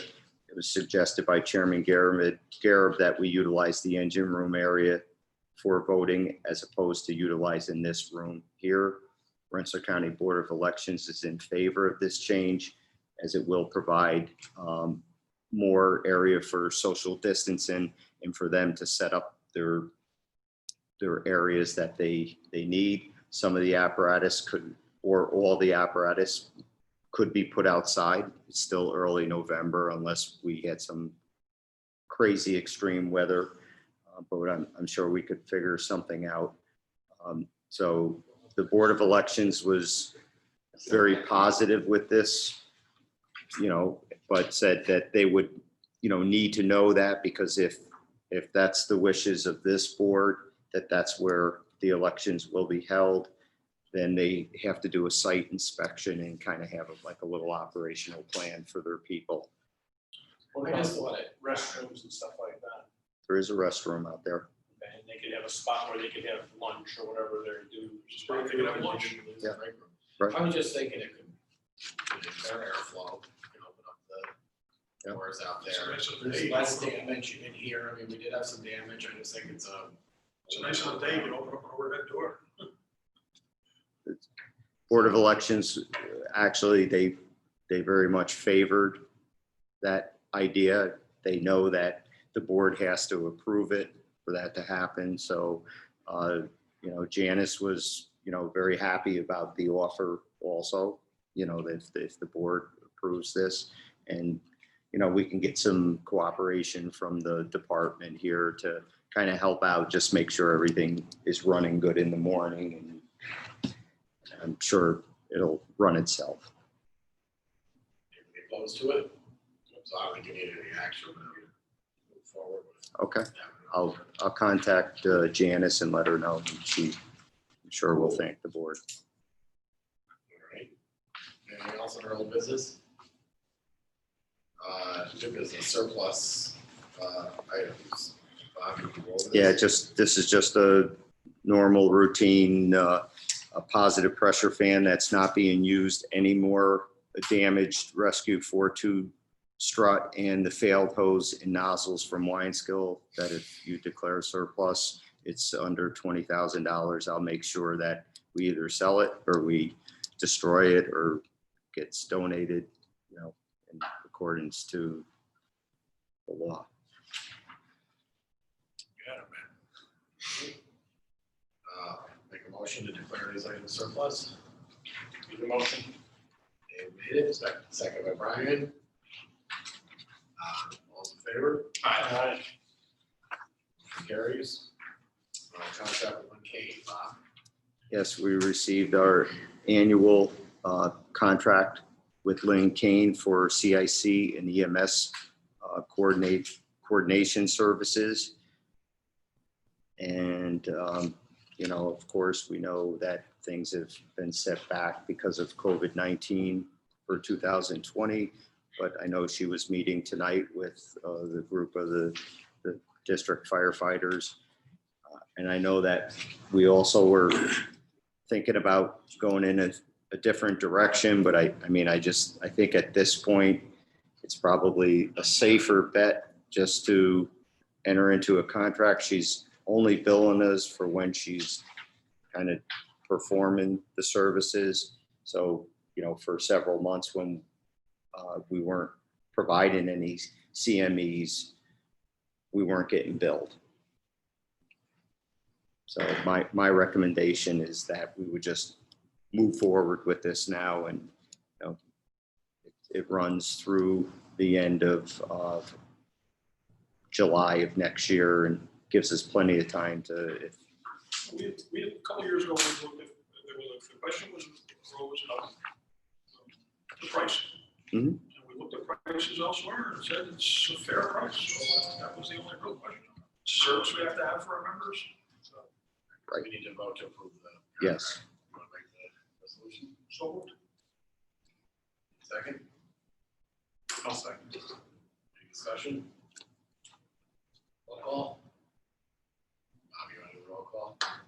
Oh, I'm sorry. That's right. Didn't see Scott, Aye. Dave, Dan, Aye. Rich, Aye. Ryan. Aye. Thank you. Williams. Actually, we'll go, Mark, since I see that. Let's see. Should have a copy of my report that JO put together. Basically, we had 43 alarms for the month. Total alarm for the year, 320. 243 fire calls, 77 rescue calls. Total of 3 drills for the month, 80 hours for a total of 748 hours. Average response time, 5.2 minutes. Average staff on truck, 3.9. Average staff per alarm, 9.4. I got one purchase right now tonight. Purchased a new 4 gas meter. The Altar that we have, the oxygen sensor is going in it. And talking to Dan Wilson, he had it checked out, probably going to cost about $400 to $450 to replace the oxygen sensor. You can take and purchase a new one with the deals that they have going on, trade it in, and price reduction probably for about $650. So, I'm looking to purchase one of them. I've given Bob the paperwork on it. Dave from Garrison was in, he's coming in this week to check the light bar on 426 on the driver, or not the driver's side, the officer side. One light is out, the other one of the side lights is staying on. I think it's probably because one of the bulbs is out, they're tied in series, but he's gonna look at that. He also came in this month, worked on the door, the air horns and the air conditioning on truck 42. He's gonna take them and come back, when he goes back for the lights, gonna check on that, make sure that the Freon and everything is holding in that. Haven't heard anything new on parts for the caps yet, so I'm still waiting here. November 17th, we'll be holding our blood class with Lynn Kane on Tuesday night, 7 p.m. Chief, if you guys, if you want to get together, do it as a group. We do it all in one shot if you like. Figure something out, make sure we got enough room. If not, maybe we can switch and come over here if we can get more than enough people. We'll figure a way to take the kids out, but that'll be done on the 17th. Wyanskill's going to have CPR again in January, where our CPR is up, so I'll be contacting Rich Elder to take and schedule that for January. October 17th and 18th is coming over quick for the flashover training. I believe I got about 21 members that are going to take that from Wyanskill. I'm not sure how many from the Freesville has anybody. I have a list of most of the people that are coming, Bob. I'll get that to you this week. I have it. You got it? Okay. Also, Bob, Chief McMahon passed on our purchase order for the fire prevention supplies that district recommended we take and follow through with this time now, just in case we do have to go or we don't. Total cost is $2,711.70 for Wyanskill. The new Knox box for car 1 I had it installed today in there. I'm just waiting to catch up with Bill Miller so he can take it, look it up to the computer and get it online. So that's the next phase that I'm at right there. The only other thing I'm looking at doing right now is talking with Chief Littlefield. A couple of times we've had the utility truck die. Battery was dead on it when we went to a call. We're recommending if we get a customer put in utility fault for two, due to the fact there's radios and other equipment that's charging in there. If the truck doesn't get used for say over a week, we don't have any alarms and it's not used, the batteries get beat up, it's not running. So this way here, by putting a customer in, we'll keep it charged up. Who do we have to do that? Not sure. Upstate, Upstate. Yeah. upstate. I mean, Is there any way they can do it without cutting a hole in the side of the fender or anything like that, or is it something that? I don't know what's the easiest way to do it. We can take it. Utility 9, We they can bring the drilled it truck right up at to the them, they'll look bumper. at it. Yeah. I'm sorry, I didn't hear you. Utility 9, they drilled it right at the bumper because they went right underneath the battery. Oh. Yeah. So it was a direct route. Okay. We can bring the truck up. I'm just to them, curious, look I at it guess, and you know. see. we Yeah, it's thought, probably we thought we were great, gonna, we thought we were gonna need it, but at the time it was, we were just trying to get this done. And we said if it becomes an issue, they would come back to the board. Oh, good idea. And the only other thing we'll be looking at is probably next month, we'll be looking at to put in purchase two new ticks, one for the Freesville, one for Wyanskill with the replacement. To turn it in, the oldest one that we have. But I know the Freesville's got a couple purchases tonight that, so we're looking to put that into effect next month. So I'll be getting paperwork and stuff ready for that. So I have it. Other than that, that's all I got. You still need to go into executive session for the, On this thing here, yeah, I don't think we really have to. I mean, I would, it'd only take a minute. look at, It's I good or mean, bad. it's only gonna take a few minutes. I just to make the board aware. Yeah. Like That's that. all. A couple of questions on the meter purchase, if you don't mind. One is that I see it's meter only. We don't need a charger, or the probe, or the test gas cord, or any of that. No, we got the whole setup there. It's just replacing the meter. And the only other thing is, you check the box that says you got two written quotes, but I only see one. I just received that tonight. Oh, okay. Yeah. So, but I do not have a backup quote. I was gonna tell the board that, Yeah, I'll because get that a was just second given quote to for me you. tonight. I just jumped out of it because when I saw that, because they got the typical thing, hey, when you buy this, you also need to buy this, this, and this, and that's why I asked about the, Yeah, we got the other we got stuff. whole setup and stuff. that's why I asked about the other stuff, and then I went to see, well, what the other quotes say. There is no other quote. So it's like, They gotta get that stuff to me though, Yeah, they okay, really do. I'll get a second one for you. Okay, so why don't we Or I'll vote? get it. It's, Is that something you need this month, and we can wait till? those are the kinds of things that as soon as the heating season fires up, Right. those things are in demand. But we just need to- They have a second meter that I can get a quote on. But if Bob get another quote, and I would make we know we gotta replace it. If Bob get another quote, Mark get another quote to Bob, then, and that seems like a pretty good quote, that seems like a pretty good price. We get another quote, and then I would approve it based on the lowest quote. That one in hand, that's a good price. If you Not beat that, oppose that to this time, but that kind of got out of control for a I long know. time down here. Well, all right, we'll do it. So we kind of said you gotta have everything in order. if you want to do that, That's fine, I'll get that second one, get it. all right. Do you have other If you wanna- meters? Are you gonna be short on meters? I mean, this is the season. Get a lot of- Can We pull shouldn't up be, we quote shouldn't be too online bad and on get a these. phone even for now, please. It's just off of one truck, so. Mark, I mean, even if you just found a quote online during the course of the meeting here, Find a quote online before we adjourn. send it to Bob and print it, it meets the requirement. But I mean, That's a great price, and Yeah. that's why it's a. Is it the 4X? Well, yeah, Because there's $1,241, $649, $49. we're just bound by purchasing requirements. Just find one that, actually, I may have another one in the car, I think it's well, they can find, or it's an economy one or something. all right. Find a quote.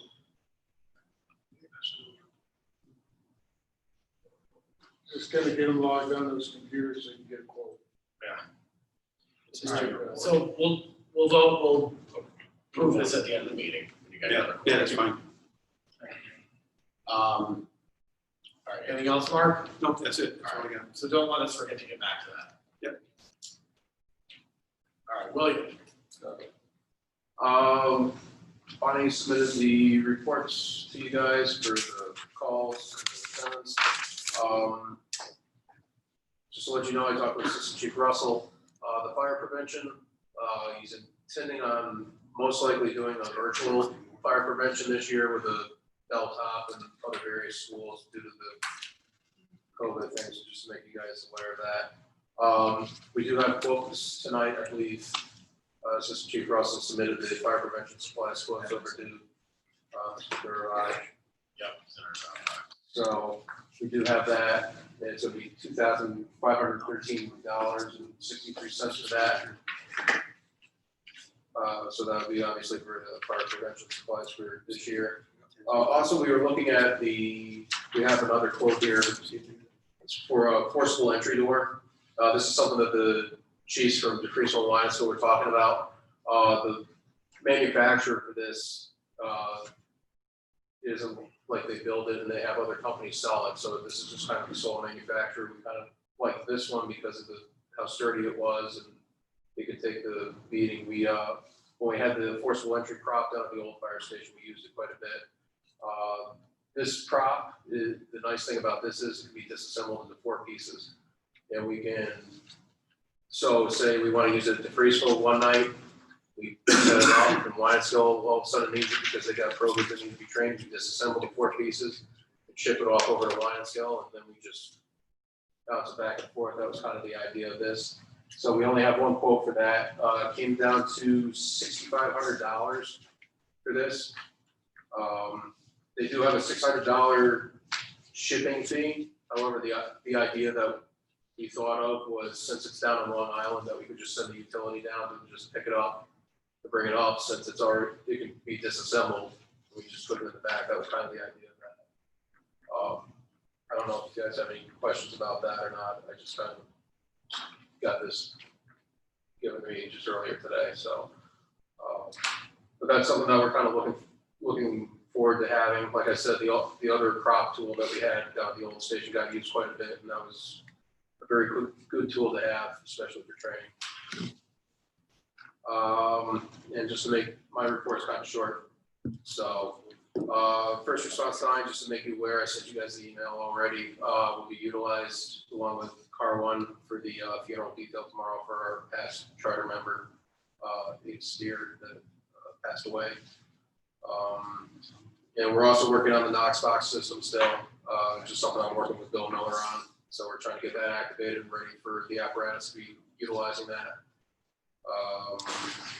And I know that the email was kicked around a little while ago in regards to when we lost a bunch of hose and nozzles and stuff like that. We do need some hose and nozzles, especially nozzles, because we had to feed a nozzle off of 9-7 off her trash line to put a crosslight back in service. So we are very short on the nozzles and for us, and then the spare hose, we don't have much, and I think Commissioner French even brought up, we ran out of hose to rack after the Himes fire. We couldn't fill up a crosslight because we just had nothing left. We had no dry hose left. So that's all that's where I'm at with that. You have for the purchase request and the. Yes, I have this for the, I'll actually fill out a form for this, I apologize. Sorry, so which is this work plan? That's the forcible entry prop.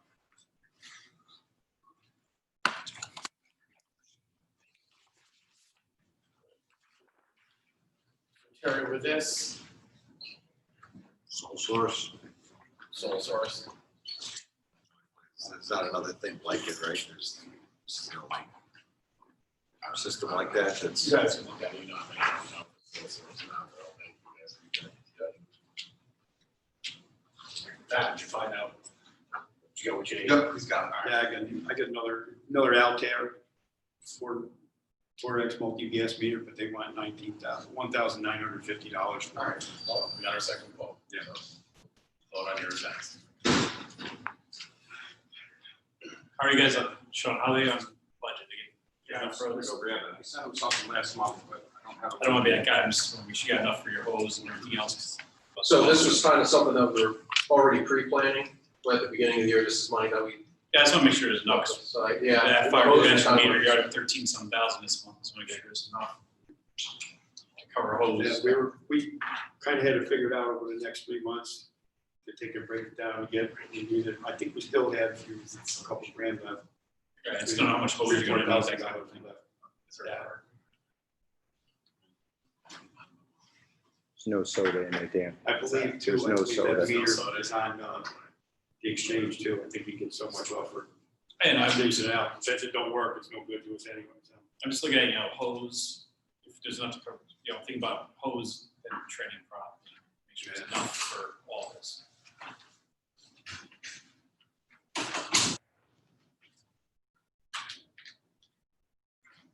We were originally looking to go part of that into next year's budget, but the way things are going, that might not be feasible right now. We may have to rethink some of our purchases for next year. And Dan, I mean, on that note, while you're on purchases, Chief Mason had given me some information to start looking at a new hose dryer for Wyanskill. I mean, just a ballpark with shipping, you're looking at $9,000 for a new hose dryer. So just that, and for Sean also, we're up to like $2,200 right now for the flashover training, just with the members. The lion's share of the members are from Wyanskill. I mean, most actually, there's only, I think, one member right now from DeFreeseville that signed up. That's what Chief Mason had talked about, just to give you a heads up on that. As of the end of July, they have $53,000. So we have enough to approve all these purchases tonight then? Sorry, I was catching up on this. So there's I'm gonna round here, $2,500 for fire prevention. How much is the meter? The meter, it's about $664, So give or take. $700 for the meter. The store prop is $7,100. No, that's 6,500 to 7,100 was if we did the shipping or whatever, but like I said, we proposed just to drive down and pick it up, which would be a lot more cheaper. You save about $400. Sounds like it's about 10 grand. It still costs you $200 to pick it up at the door, but you get 2 trainings, and you get 2 people trained. And Jeff, And then DeFreeseville's fire prevention, which is 2,500. Yeah, okay. You want me to fill out that for $2,000? Lions was what? Fire prevention. Oh, yeah, all right. Well, we Yeah, got, so you know what you're gonna have left then? No, this is patented, so I think it's sole source. We got a patent on it, so I think it's. All right. So entertain, let's just do a resolution. So entertain a resolution to approve the purchases that I just, Brad, I'm not gonna go through them all again unless we're required to. So, Brian? Second by Scott. Any discussion? Roll call. Scott. Aye. Dave. Aye. Dan. Aye. Rich. Aye. Can you give me the ones that I haven't seen? Mark, you're gonna email Bob that second quote? Yeah. You just found- Yep, I get it. Just email him the link. It's fine.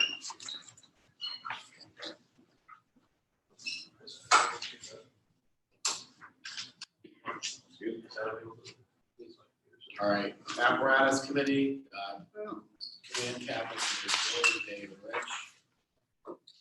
I see the quotes in there for the command cabin, none of the old equipment, I'm sure it's not. No, I mean, last time round, we did kind of utilize one from the old one, but I mean, we really do need to purchase these. It's actually, that's a good price. The ones that I The original quoted, ones are like 3,000 or something. well, yeah, or even more.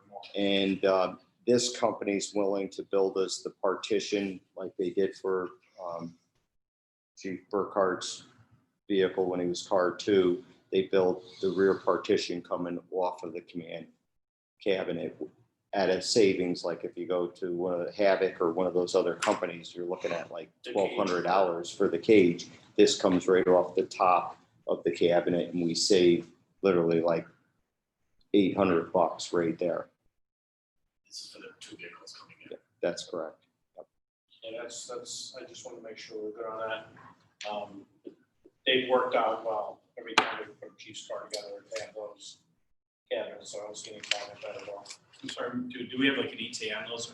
Sorry if I missed. Yes, I put that in my update report to you guys also. I've been reading all these reports. like, trying to That's keep up. okay. I understand. That's why I don't want to, I send emails to not clog you down with it. But I spoke to the general manager at Buyer Fleet on September 2nd.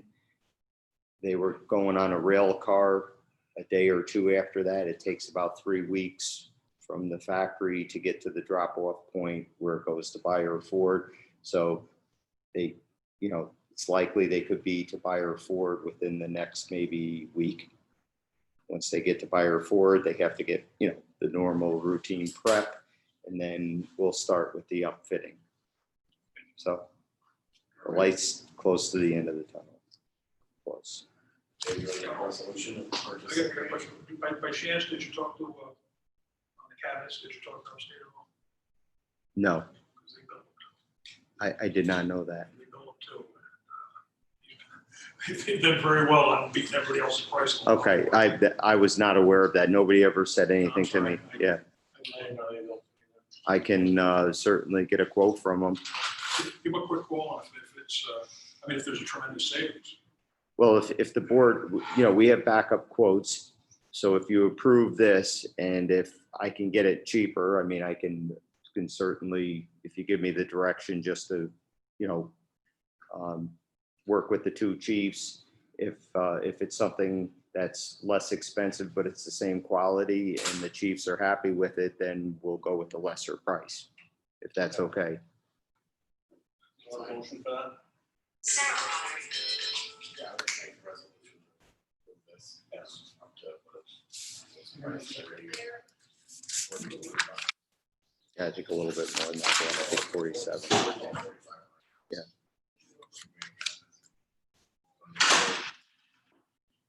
We need a motion? Second. Okay, hold it, Joe. Roll call. Scott. Aye. Dave. Aye. Dan.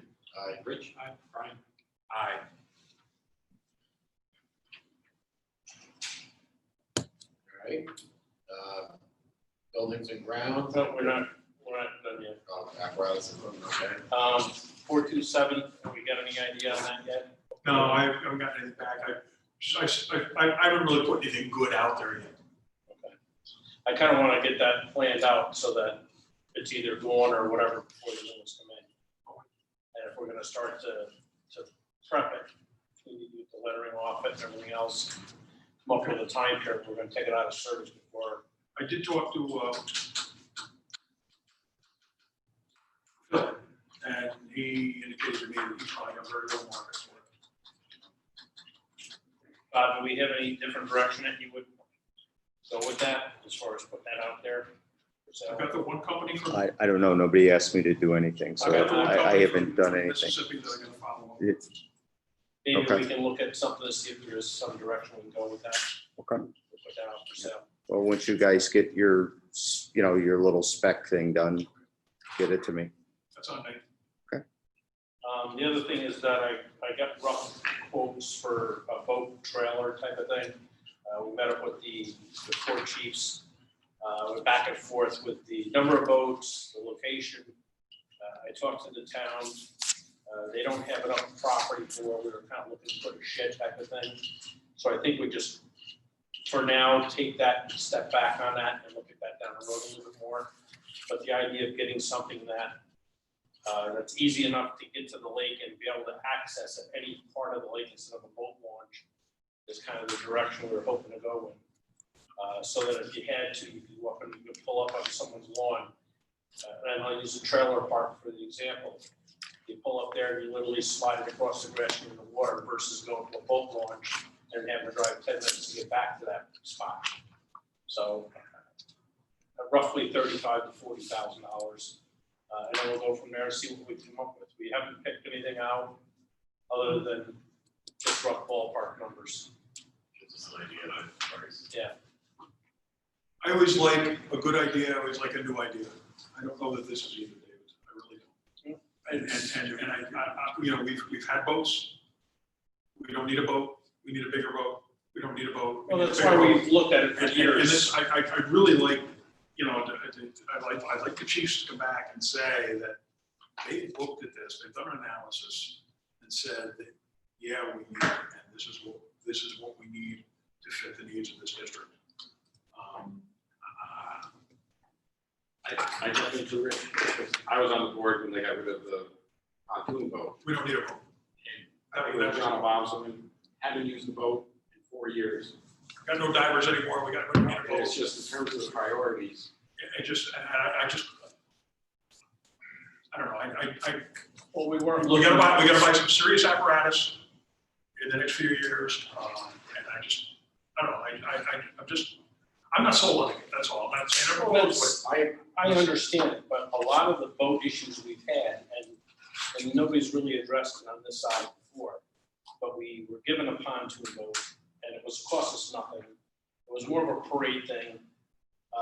And they went out and they had a dive team. We don't have a dive team anymore, but we do have a town beach that we have kids on.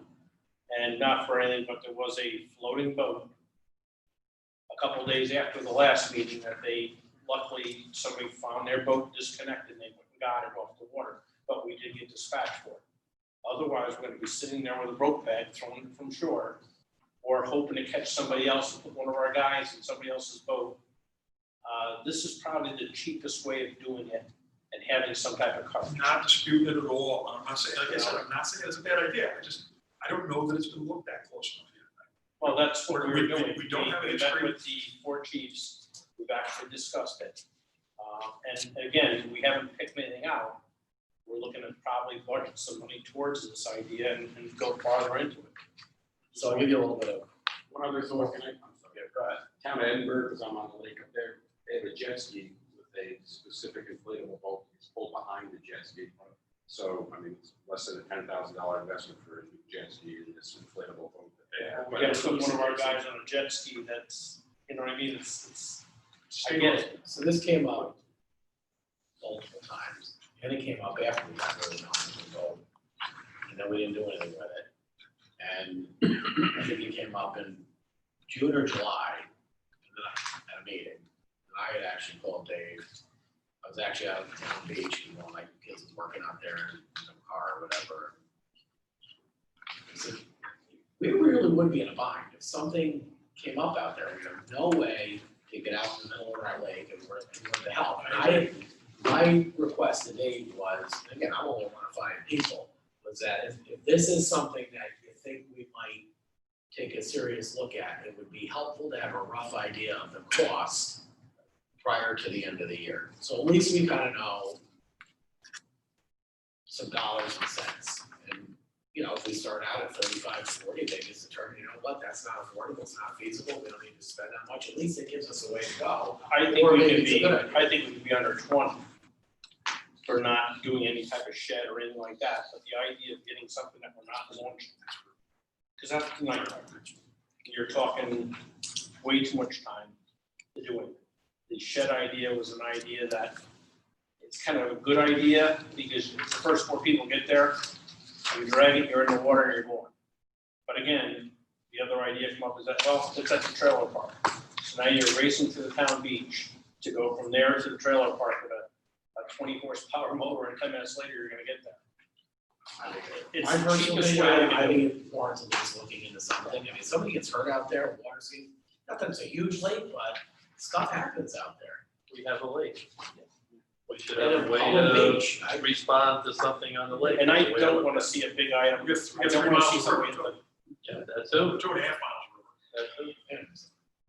but that's. I don't think, no pun intended, I don't think it should be done in the water. No, I'm Yeah. I'm not suggesting that, I'm just saying we really need to analyze what the true need is and drill down on that true need. Because we've gone from a rowboat to pontoon boat to no boat. Yeah, but that was the past, and we already looked at that for a long time. I can't And understand that. again, here we are talking about subcommittees and No, I'm just delaying sure it, people not say that getting anything done. We need a Zodiac. That's all we're looking at. Where was it decided that really fits our need? Maybe what Sean says fits it, maybe we need, I don't know, bigger, smaller, I don't know. That's I why think we're this only is putting a a number start. together. Right. He's just trying to get a dollar, figure a rough idea. I've seen so far, I've seen anywhere from 9,000 to 15,000 for a trailer and a Zodiac, and that's that. But like I said, 30 horse on the back of it, something, yeah, it's like a 20 horsepower motor. 20 or 30, yeah. But the idea that I'm looking at is that I've been there as a chief. I've seen the stuff that we got for free, it doesn't work. I talked with Brian about it, on how they go about doing quick water rescue type of things. The Zodiac seems to be the cheapest way to go and something that would function. We've talked to a couple of chiefs that were thinking more than we need. And if that happens on a road, we need something fine. We talked about leaving something in the water all the time, which I think is a mistake. The dock is out there for the first time, and he's been there for a couple of years now, the town has. So we have a spot we can work from if we had to, and not endanger the beach people. But it's just a beginning start. Like I said, I don't think it's gonna be a real big expense. I think it's something that we're just gonna have, no different than any other equipment, and hopefully we don't have to use it. I want to see it to be something like the pontoon boat, where we invest money. We did, we got that Pontoon boat for was free. donated, but then we invested a lot of money. We upgraded this, put this on, it, add this to it, get that, get it better. We invested money. And then a few years later, we said, well, we don't need this, let's just sell it. And I don't want to see us go through that cycle. We had it quite a few years. Pardon? We had it quite a few years. Probably 15. Yeah, easy. It was on the river a couple times. Oh, I remember. I don't think the guys were happy being on the river. I remember the drill at the Port Rensselaer where they nosedived it. Say too many guys up on the bow. That long story, how long ago. So that's that. I don't have really anything else on apparatus.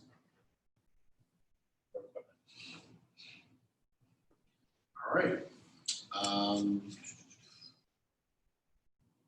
Buildings and grounds. We're gonna talk about the overhead door, right? Fire alarm dialer problem. Is that- We have a Verizon line coming in here on Thursday. Hopefully that's gonna fix our problem. The 5506 line problem? The 5506 problem is because we can't use 5506 and use it as the primary for the dialer on the fire alarm system. It won't work. It's a spectrum thing. It's the digital lines. They don't work well on fire alarm systems. So you guys had authorized me a long time ago to get a Verizon line. It's coming in here Thursday. Problem solved. The LED light on the back of the building is working fine now. Mhm. Garage doors fixed. The air system for both stations, working on that. You just gave us all the information on that. The meeting room upstairs, this is something that the fire department's asking, what are they gonna do for our meetings? Are we gonna allow them to have the meetings upstairs? Or are we gonna keep them in the engine room until we figure something out? For our monthly meetings, because we don't have an outside pavilion to do, not that you guys are gonna wanna do that in December and January either. We probably. I think we're gotta gonna figure want to do something it in October. Although they have to open the engine room. So, I mean, right now, we can keep them in the engine room. And the same thing for the drills, the bigger drills where they have multiple people at. The only meetings they've been having upstairs is executive board, the auxiliary. We've given them limits to. We've had a few budget Comes meetings. down to numbers, doesn't it? How many people can you fit socially distanced 6 feet apart? This goes to how quick the whole question of reopening the stations. I wish PJ was in the room when I had this discussion the other night. You know, I can go to the barber, I can go to a restaurant, I can go to 100 places I can go right now. You know, stores, whatever I need to do, I can do. I go to work, I sit in conference rooms at work and have meetings like this, right? Both stations have good size meeting rooms, good size members rooms. I just think that we've got intelligent enough memberships in district leadership and fire company leadership that we should be able to say, look, guys, we're gonna get together, we're gonna need to socially distance, we're gonna do it with the building. I really think that we've stretched this building closure for as long as it needed to go. That's my personal opinion. I don't think Well, I think it's a scientific. fairly about- simple thing though, you can just figure out, all right, it's that many feet from there to there, and you put people 6 feet apart. This is We not could gonna do that for our monthly meeting upstairs. Yeah, you'd be tough, So to then do for your that's monthly the problem. meetings. It would never happen. Oh, we can still do it, we still do it down the engine room. Sure. Right? DeFriso could do it in here, you know, which chairs, chairs only, no tables, but.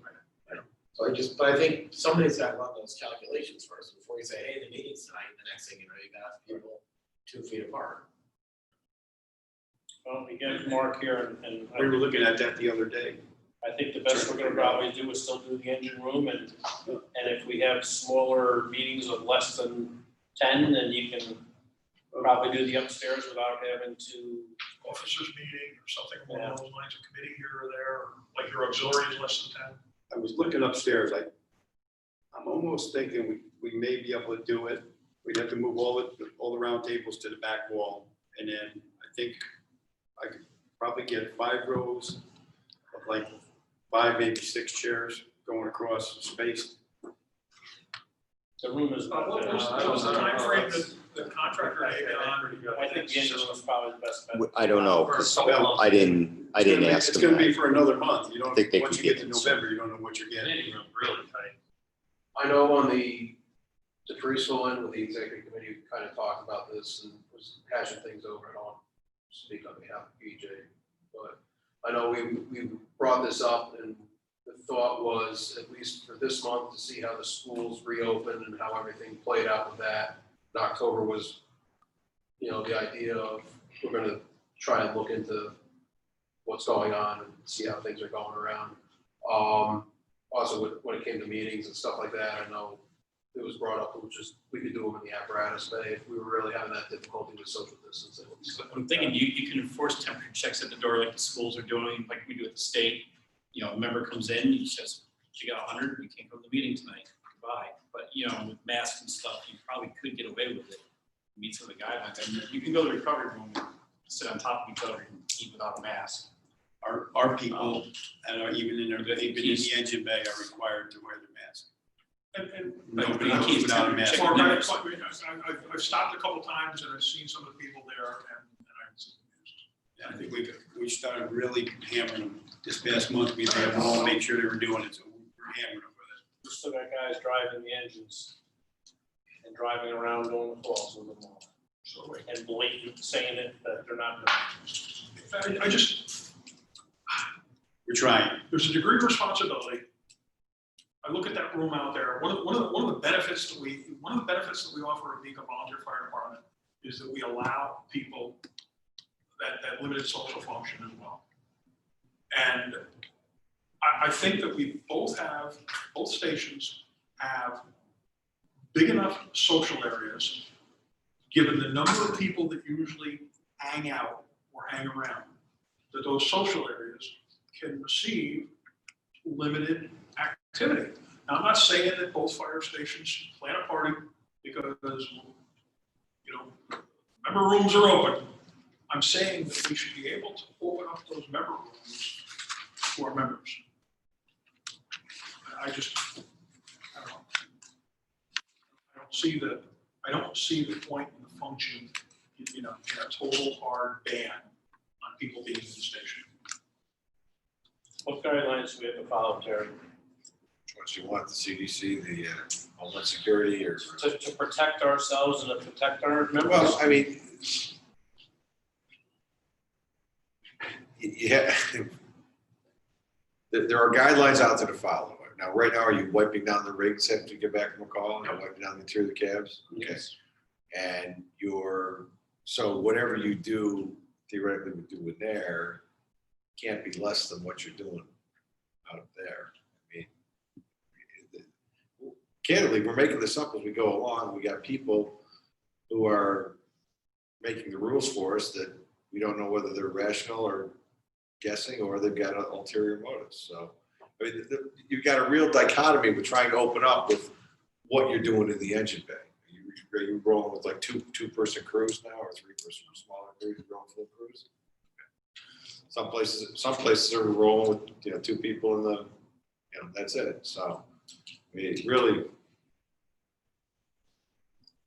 I think there's going to be a tidal shift here with the schools, because I think the schools are forging ahead, but they're not equipped for when they're keeping kids out for 2 weeks. Somebody has diarrhea, they're going to be kept out of school for 2 weeks at least, because it could be COVID, and you're gonna have, I think, in a couple 3 weeks, a complete reversal of what the schools are doing. So I mean, Well, and it's also not, you know, I don't understand what you're saying. You can get your hair cut, you can do this, you can do that. But there's all these strict guidelines for these businesses. I look at what's going on for a school to open. It's not just, okay, we're open and everybody's in there. What are we gonna do in there? What are we gonna do differently to follow? yeah, Who's gonna go in between? Who's gonna clean in between? Something happens, well, did the district make sure there was a cleaning protocol in place? I don't know. And if we gotta get a cleaning company in here multiple times a day, I mean, but you can enforce it easier out there than you can here. correct? And I'm not saying that what you're saying isn't correct, but you know, we don't know. All I know is the demographics are that, you know, every day everybody's getting closer to one of those risk groups, you know, particularly in the fire service. So I mean, you know, you got younger kids coming in. You got, you know, I mean, the worst thing they could have ever done was with the outbreak at Oneonta, send everybody home. I mean, so now you got, you know, who's cross-contaminated or whatever. So I think, you know, Rich, I think it's just too early to do. As much as I'd like to open everything up, I think it's too early unless you're going to have a large scale plan. Now, the other thing that I think is going to be a watershed is the elections. You know, you're going to have people marching in and out of here all day on the November 3rd. So it's kind of gonna be like Walmart out there. So you're gonna realize that all the stuff you've been doing is crazy? I mean, I don't know. Oh, that's the other thing too, is that maybe the day after elections or whatever, we have a crew come in just for that reason, but I look at it and I hear what you're saying, and I don't know the answers, but I do know that we have older gentlemen, not that they're the only ones that could catch it, but at the same time, our engine room is probably our biggest room that we could work out of. With the flu season and everything coming up here, you know, we're kind of opening up the door. If we open it up any more than what we have now, I think we're just a matter of time. And that's where I think you're gonna see the schools get boomerang. And I don't wanna be the one Because that- the rules they have for to have it for the kids, I mean, I don't know if it's true in yours, but some kid gets a runny nose, a new symptom, they're out for 2 weeks, right? I mean, it sounds insane, but that's what they're doing. So I mean, good luck when the first, I'm just saying it's day one. I had a very busy week already dealing with all of it. It's already emailed to student. Yeah. but that's just the rollout. Yeah. You haven't got to the, so, Wait till they start getting the flu. yeah. And I saw. And they're all gonna blame it on approaching COVID. sniffles, and they sent her home for 3 weeks. Yeah. So, and COVID test and everything else. I mean, I always picture more of a phased reopening too, where maybe you don't jump to the extreme of we're having the Super Bowl party down here, but it'd be like, inching to, you get the filters in, then you have department sanctioned meetings allowed, where you're doing strict temperature checks at the door, just kind of phasing it in. I don't see going from 0 to 100. It's nice when there's 4 or 5 guys hanging around and we get that first piece off like that because they're here. That's a nice thing. We kind of have a crew that hangs out a little bit now, but they keep their Okay. distance. We don't. They can't, because they're not allowed. By district policy, they're not allowed, David. That's the point. It's not being, let me finish, it's not being evenly enforced. That's my point. And you're allowed, the Wetzel station is being allowed to apply common sense, and it's being rigidly handled here. Being rigidly handled. We left it up to the discretion of the chiefs. And that's the way you left it, and you were the one that left it that way. I agree. And But- that's part of the problem, because everybody's got a little different attitude on what we're gonna do and how we're gonna handle it. And Mark had to wrestle the hell out of his people, from line officers all the way down, on wearing their mask. We have a monthly meeting, we have a line officer sat there with the mask off out of spite. It's wrong. It is more of a personnel issue and not a policy. But I issue. mean, all I'm saying is that at the end of the day, Right. let's do it smart and try to keep the distance. We're not gonna be perfect because you gotta have guys who put masks on. You're gonna have them work structure fires, the mask is gonna go off to the side. But the odds are like structure fires. 1 a month, hopefully less, and we cut our odds down as much as we can. That's the only thing I'm saying. Before we start allowing, because we have people that will freelance on their own, because now we open the door a little bit more and they'll kick it all the way open. I think the meeting room, for now, the engine room, we deal with it to try to keep it as best we can on distance, the mask. We allow small meetings, and that can go for both stations. I have no problem with that, but again, we have to kind of keep that line there, I guess. I wish we could do it. It's a lot easier for all of us. Mark was taking an ass kicking, to be straight out. Comes with the territory, I guess.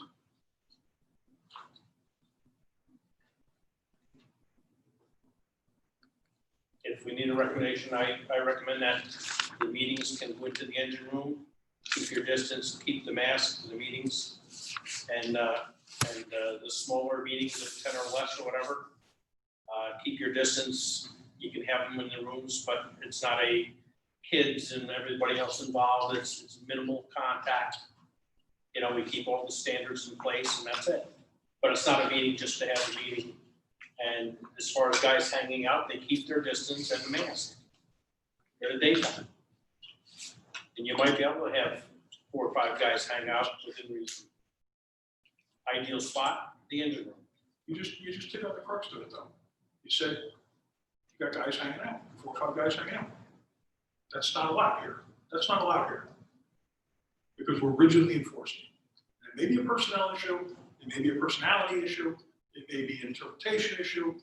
I just want to see it handled uniformly.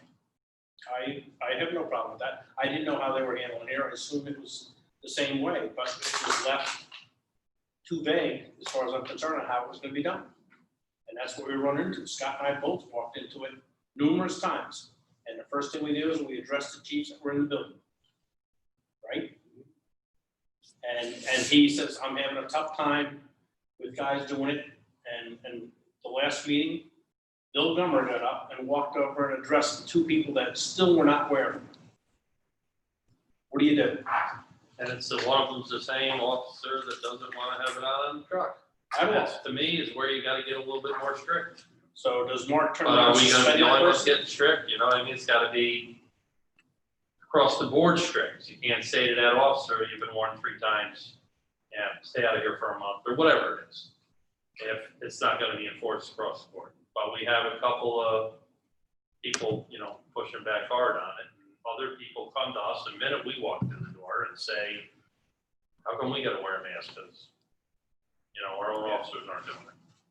Oh, well, I know Mark's on top of them, I know Mark's on top of them too, but how far do you let it, they don't see any action.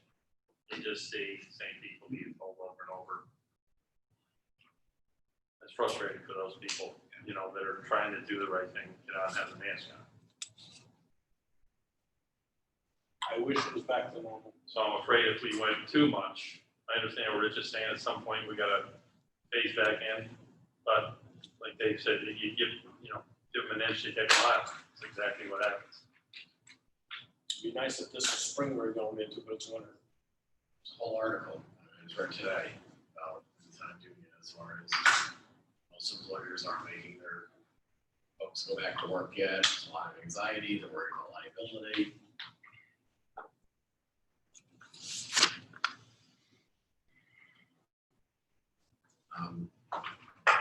All right, do we have any closure on that? I recommend the I've voiced engine. my opinion, this wouldn't matter. I recommend the engine rooms for the monthly meetings. When the weather doesn't work for you guys, whatever way the chiefs want to set it up between the presidents. And if you use your engine room, keep your distance, go through the same procedures. The 2 chiefs should work back and forth to make sure someone's not squeezing harder than the other, so that we have that under control. And again, I heard it from both sides. Being a commissioner, you hear it from everybody. The Jeffrey Stowe guy didn't have his mask on, the Wayne Stowe guy didn't have his mask on. And they're doing it out of spite, they're doing it out of this, they're doing it. Enough, I understand it. We're just trying to keep people safe. I'm not looking to bust anybody's chops. I'm not trying to be, the bad guy here, but on the same hand, I don't want to be the guy that turns around and has one of our senior guys get sick from somebody's out riding ambulance or whatever it is. That's all. All right, district personnel, myself and Brian are here. Finance, insurance, long range planning, Scott, you got anything? I don't. Sean? Yeah, pass resolution to adopt proposed 2021 budget. All right. Entertain a resolution to pass the proposed 2021 budget. Made by Rich. Second by Scott, roll call. Scott? Aye. Dave? Aye. Dan? Aye. Rich? Aye. Brian? Aye. Policies, procedures, and membership. Oh, I thought you were done, sorry. No, and then we have to decide, are we just going to have the budget hearing on Tuesday, October 20th, or did we want to reschedule monthly meeting Tuesday, October 20th? Sometimes we just have the budget hearing, sometimes we put both meetings together. I think sometimes the budget hearing is, sometimes it's just you down here, right? And the commissioner. What was the date? Tuesday, October 20th. That's late this year, and election is early this year, so. We'll just keep the regular meeting on Well, the regular meeting would be Columbus Day, it's a federal holiday. Regular meeting would be the 12th, right? Typically, we don't have it if it's a federal holiday. Oh, it's the holiday, yeah. So So when do we move over? We'll go over the 20th. We've done it before. Is that gonna mess up your bills or anything, being that late? Well, usually the important ones we get taken care of Yeah. on time Why anyhow. don't we just move it all then? You guys think what with that? I'm in favor, yeah. What's the date on it again? Tuesday, October 20th. Do you want to start the budget hearing at 6:30? Then And then regular meeting immediately following. immediately follow. We need to vote on that, or Usually make a motion. Yeah. I'll make a motion. I'll second it. Sean, why don't you notice the meeting for 6:30 as well? Both of them at 6:30. So when we get done with one, we can. Open your meeting, go into the budget hearing, close the budget. Yeah, I usually put in the monthly meeting immediately following the budget hearing. Okay, so it could be at 6:37 if you wanted it to be. All right, Sorry. I don't know, that's how we've done it. okay.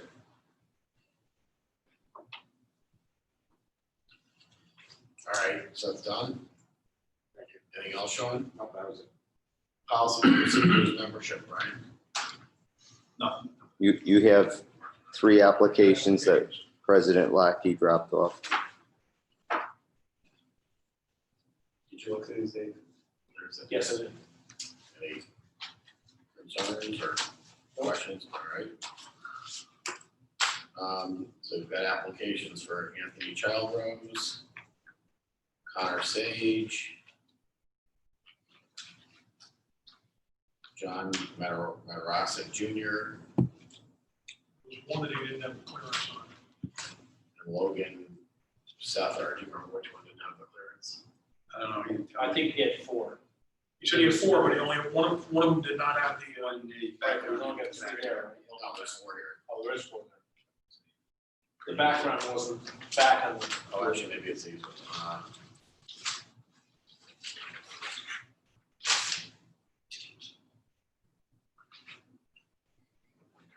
This is Connor Sage, John Matarosic, Anthony Childrose. So who's that leave?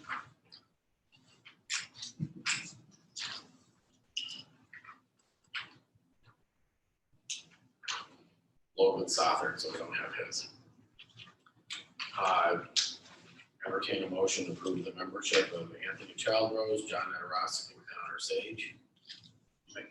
Brian, seconded by Rich. All in favor? Aye. Aye, and this is the one that they're holding off on.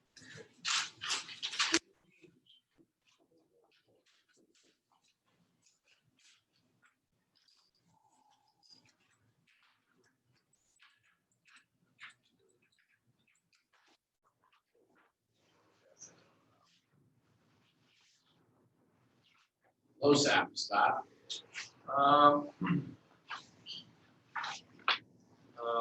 Ryan, the two chiefs, myself, were tossing around a couple questions about LoSAP the other day. I know, Mark, you said you had some couple questions for Terry. Yeah, I noticed they took it extended another month, Well, the benefit. How does it work if I got I have a few of the senior guys that are come back, but I still have some of the senior ones that are still not returning? How do we distribute the points? not returning Can because you're telling them not to be there? Well, we told them as long as if they didn't feel comfortable. This is for calls? Yeah. Just on the responses? Yeah. All right, well, there's another, second bill was introduced to Right. the call adjustment. It's getting kind of late in the year, but you could have, what you could have or still could do is have them respond virtually. So here's what we want you to do. Okay. You know, you've got I am responding, or you got an email, call comes in, just have them acknowledge to an address that they would be available to respond otherwise. So you've got some documentation. You can tell them what their response is. If their response is to be available from home, if we need you, we'll call you. Yeah. That's a response. Yeah. Those define. It would have been better to have done that in April, Right. but you could still do it now, and you've still got 4 months to get their 10% of the calls. Right.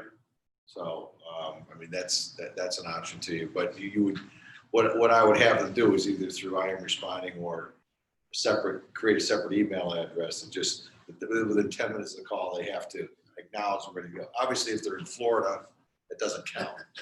But if they can, you know, if you can define their response as being available to respond, you can do it. You can wait for this other legislation to get, it probably will get passed. It just is a question of when, where they get absolution from having to respond if they have a doctor's directive, either district or doctor Now, or we something. vote on that effective back. Yeah, well, it's gonna have to be because, but the legislature hasn't acted on it. It was Right. just introduced, so. We would say we enacted it back in March when it first started.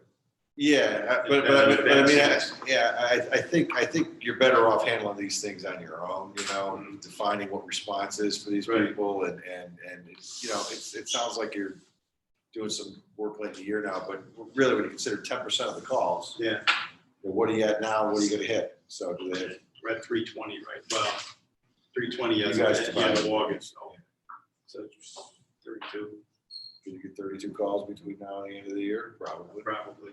If all you had to do was Right.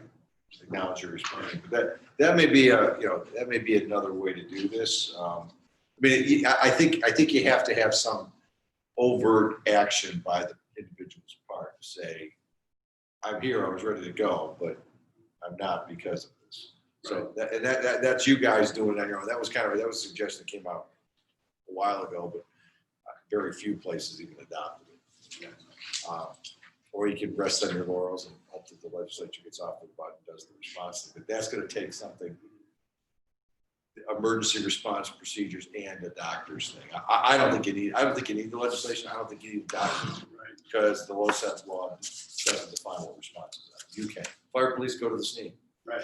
You know, Class C firefighters, you know, stay at the firehouse on mutual aid. We already have things that dictate a response. Yeah. And this is just a natural extension of it. So, I mean, the objective here is what can be done between now and the end of the year to make it likely for them to get 10% of the calls if they can. I mean, they've got January, February going on too, right? Right. Yeah. There's some more snowbirds. So, I mean, that's kind of what I do. That way you're taking care of it in-house rather than relying on. Basically just look at it at the end of the year, see where they're at, and then. And it also eliminates that whole medical thing that the Right. legislation has. I'm looking at just pulling all the paperwork out, and I'm just laying it out and scribbling it all down and trying to figure it all out. And I don't really see, I may have maybe one or two at that point, looking at it now, I don't see that many. But I'm just trying to find out which way to go. Now's a good time to weigh the LoSAP baby. Okay, you kind of look and see where is everybody. And again, I don't, you know, it's like, you know, my department, but we did ours and we're ahead of where we have been in any other year in terms of training. Okay, with, you know, the drills and the virtual drills and the other stuff. And the call volume, the calls, everybody is, you know, it's the same people on the bubble this year that were on the bubble the last 3 years. Yeah, I've noticed it. So, you know, but your case, you may have 3 or 4 people who are not coming to calls or that's fine. You can kind of massage that with, this is your call response. Here's the call response for you. Here's what we want you to do. 3 or 4 guys have it, you know, send me a text or send me an I am responding. Do it within 10 minutes of the call, then we will be deemed to be responding. You know, so say you're available. So that's, I think that's a better way to do it because you control. And if you get near the end of the year, you know, maybe they have to send you one in the middle of the night when the alarm clock comes in. You know, they'll have to wake up and accept it. You know, but at least you got that. Just trying to get it. You don't have to get out of bed, you just gotta wake up, okay? Our guys are worried, some of them are The worried on the CPAP. executive side about being eligible to vote and who can take a run for office and all this other stuff. Well, you know, I'm pulling a little bit of hair That's out the on my sticky head. thing on our side is because you had made a great suggestion about waiting till the end of the year and then just seeing who needed the points rather than hand them all out. Guys didn't feel anymore out. But These guys don't want that, we got they gotta. qualification for right officers, away, saying so. qualifications to vote have to be done by the end of the fiscal year. So you basically gotta have those points for that part of it by the end of September. And that was the only sticky thing with the way we do See, it over there. And I tried to explain to him the alarm points I don't have to worry about because we're not gonna deal with that until January. And it doesn't affect that. It doesn't really affect that much. I mean, you guys tie your LoSAP to your performance requirements, and that's not a good thing in my opinion. I think LoSAP is its own thing, its own rules, and you can have requirements that are more stringent than LoSAP. You know, you want to be an officer, you gotta pay 20% of the cost. You know, but you can't deny them their LoSAP points if they make 10, because they're entitled to. Right. So, you know, but all bets are off this year. I mean, really, it's like, you know, unless we had the drill opportunities, we had the training opportunities, you have all this access to all of these free training courses. We told you, we've given you the website. All you have to do is sit down and apply yourself. If you spend half as much time doing that as you've done complaining about not being able to get drill credits, you would have exceeded your drill credits. So, I mean, that's the other side of that argument nobody wants to hear. But if you say, look, we're opening up, you know, not only training credits, we're gonna open up our drill credits to you doing online courses. And the free one, you don't have to belong to Target Safety. There's enough free ones out there. But again, it's the firehouse. So you're gonna have, Yeah, Exactly. yeah. it's much easier to complain about it than to do something about it. The ones that don't give a shit don't care. The ones that wait till the last second are the ones that pay. But, you know, yeah, I mean, I think there's if you got questions, I mean, I think we can fashion a remedy for what your issues are with the response, the call response. But you can't fix it for a 30-year-old guy that doesn't come to calls. No. Because of COVID. Well, unless they've got underlying medical or something, they want to tell you that, but they haven't been, you know, around the bubble. Yeah. Like I said, I'll know more once I get into, I'm like into June or July right now. Well, if this board has to do the 5-point thing, I mean, you technically don't have to take any action now, but if there's something you need to do, then we can roll that out, but you should decide whether you're just gonna give 5 points across the board, or you're gonna go back and see, maybe just 2 drills in April, so you can get 2 points for April. I mean, and I'm actually finding more boards going that way than there's 5 points. I mean, it's funny how the attitudes change, but I think it's in places that have looked at their LoSAP and like, you know, we don't need it. You know, there's people that are, you know, people that outperform are always going to outperform. The people that are close are always going to be close, and the people that complain are always going to complain. So right now, it looks like basically everybody's gonna need their points in March, April, May, because there's nothing there. Did you offer nothing for them there? So, well, It was offered. We were self-offered. yeah, we Very want. few took advantage of it. You know, We the kind haven't of feeling put- was we that, haven't put we'll be doing drills by next month. We'll be doing drills by next month. And next month never came. But okay, so if it's those events, you got 4 months to do as many as you want. Right. Still got time. Yeah, and you open up the hour-long, 2 hour-long courses. It's a drill. You know, the Dave Walsh stuff is phenomenal.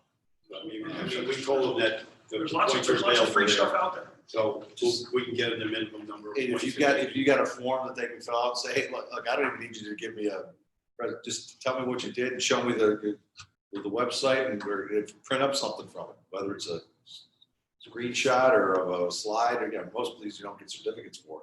But I mean, there's plenty of time to make up for the stuff you didn't do in March, April, and May.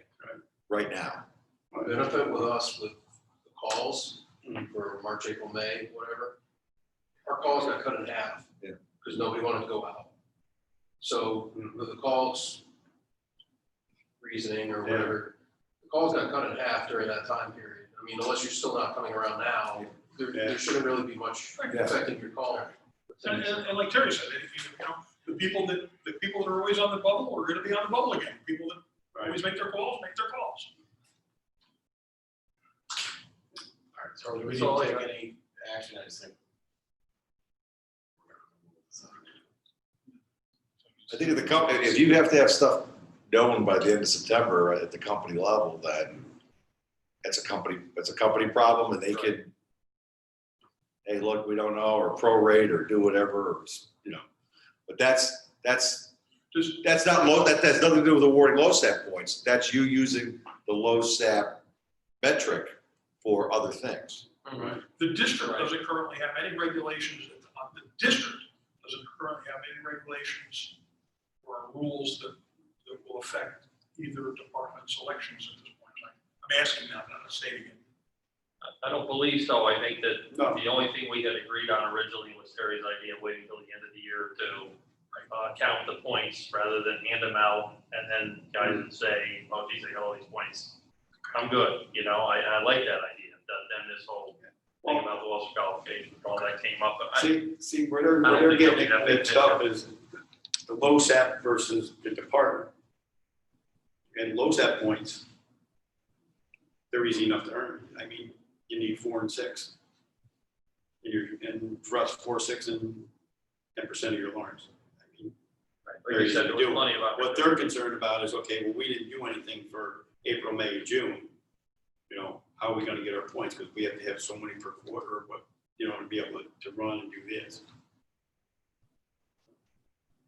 That's where, looking at the LoSAP points, we were gonna take in, okay, well, in order for you to earn LoSAP points, you had to make a meeting or a drill.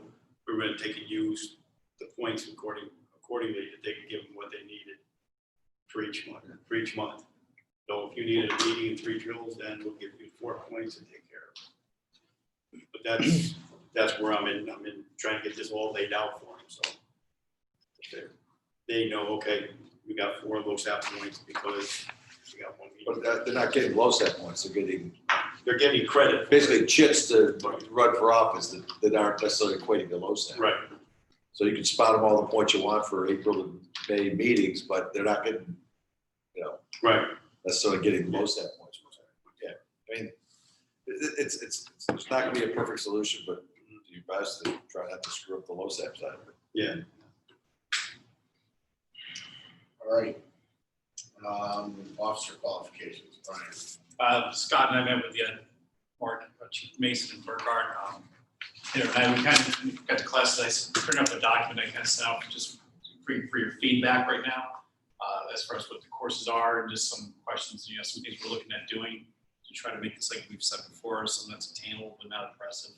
So if you guys can give me some feedback, hopefully within the next week or so, try to copy you and I just gotta make sure we're missing some down the road, something ever happened, God forbid, you know, liability for not having something or whatever. Just kind of, I mean, there were, I talked to different chiefs at work and stuff, and it's kind of laid out so it's consistent across the board.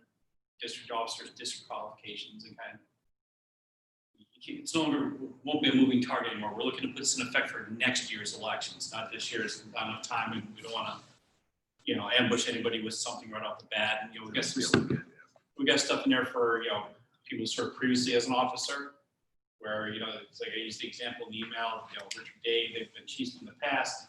And I know you're not coming back, but that's something, but the point is, you know, you wouldn't be able to still run, you've held a position previously. Yeah, so there's some stuff in there, just, you know, get some feedback from you guys, and it looks okay. I can get the verbiage typed up better up top, and, you know, kind of who's really qualified. When we talk about active duty, we got a different definition, I envision, for officers, as opposed to not just looking at LoSAP. Because like I said there, you can make LoSAP and not go on call.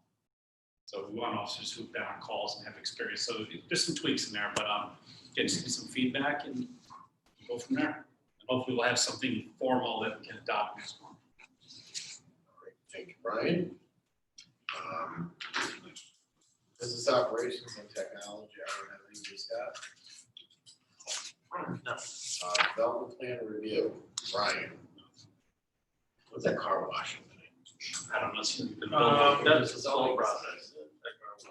He's getting close. Slow process. Wow. Looks like we've done most of the outside stuff done. He's getting close. He was before the zoning board last week for his new LED sign that he's putting up on. He's still got some things to do to meet the site plan requirements. He's getting close. You know, I have no idea. what's that car wash though? Really, All right. I never could have told that from Yeah. my demeanor. It's a nice building, I mean, they're doing a nice job on it. Or the roof force stuff starting up. Yeah, that's, There's actual meeting coming up on that Tomorrow at, 10 o'clock. 10 o'clock, there's a dial-in meeting, or a Zoom meeting. Zoom meeting on the reconstruction meeting on the floor project. Is that for the public? It's more for interested officials. It was an invite set up. I think the chief had a copy. You did Yeah, get it, unfortunately, I'm participating in, yeah. There was an invite set up, so I don't think I'm gonna be able to. I'm gonna be on it. I'm not gonna be able to get on from work, I don't think.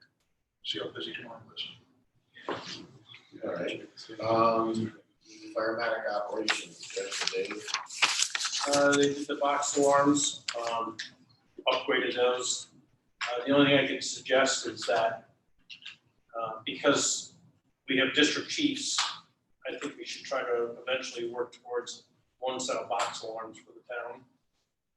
And so that you have lieutenants and captains, that the box alarm is just as good over here for whatever number you guys come up with as it is over on Main Avenue. And try to whittle that down so that the junior officers that don't have a box alarm books it in front of them for the different. the current system that's sitting there right now that I use, I know YSO's an upgrade there is in the vault. The county has a preset ordained order of numbers of 04 is the station, 08's. Right, but I'm just saying overall, between the two, instead of having two separate box alarms, come up with one set of box alarms if we can. I think that that's a better plan. I think, Well, and in the system down there, it's all laid out. You can only do it a certain way. So actually, we're kind of. I know, but you ours still have the two way it separate is. groups, right? But it'll still be, I think by the time we're done, they're pretty much gonna. Are you talking similar assignments, Dave? Yeah, I mean, Well, isn't that? right now, we probably have, how many do you have?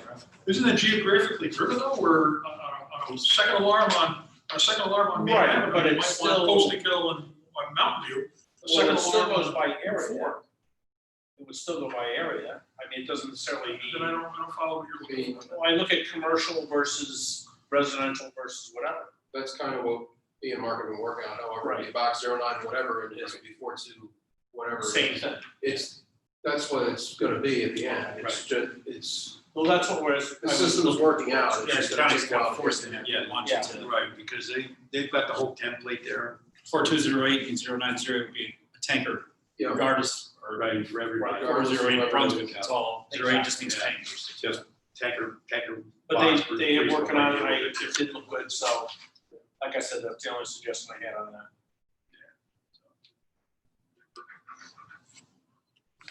All right.